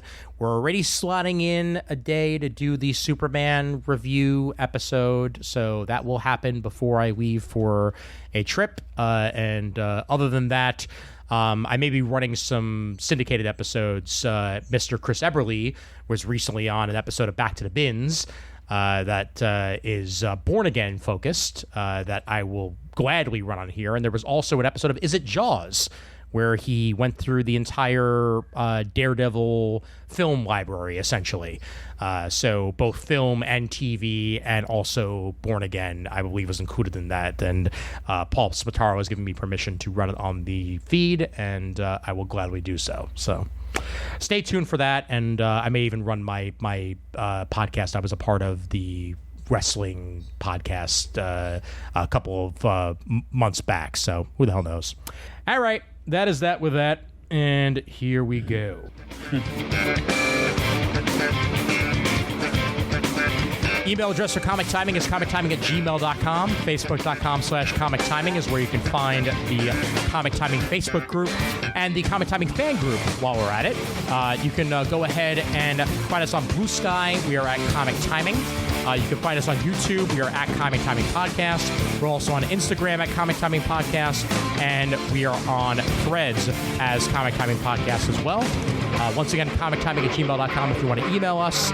And that's about it. So for Murd, for Raph, and for me, I'm Ian Levinstein, reminding everybody out there that there's always time for comics. Burr, burr, burr. Burr, burr, burr. Previews. Burr, burr, burr, burr, burr, burr, burr, burr, burr. Time and previews. Burr, burr, burr. That was really bad, but good.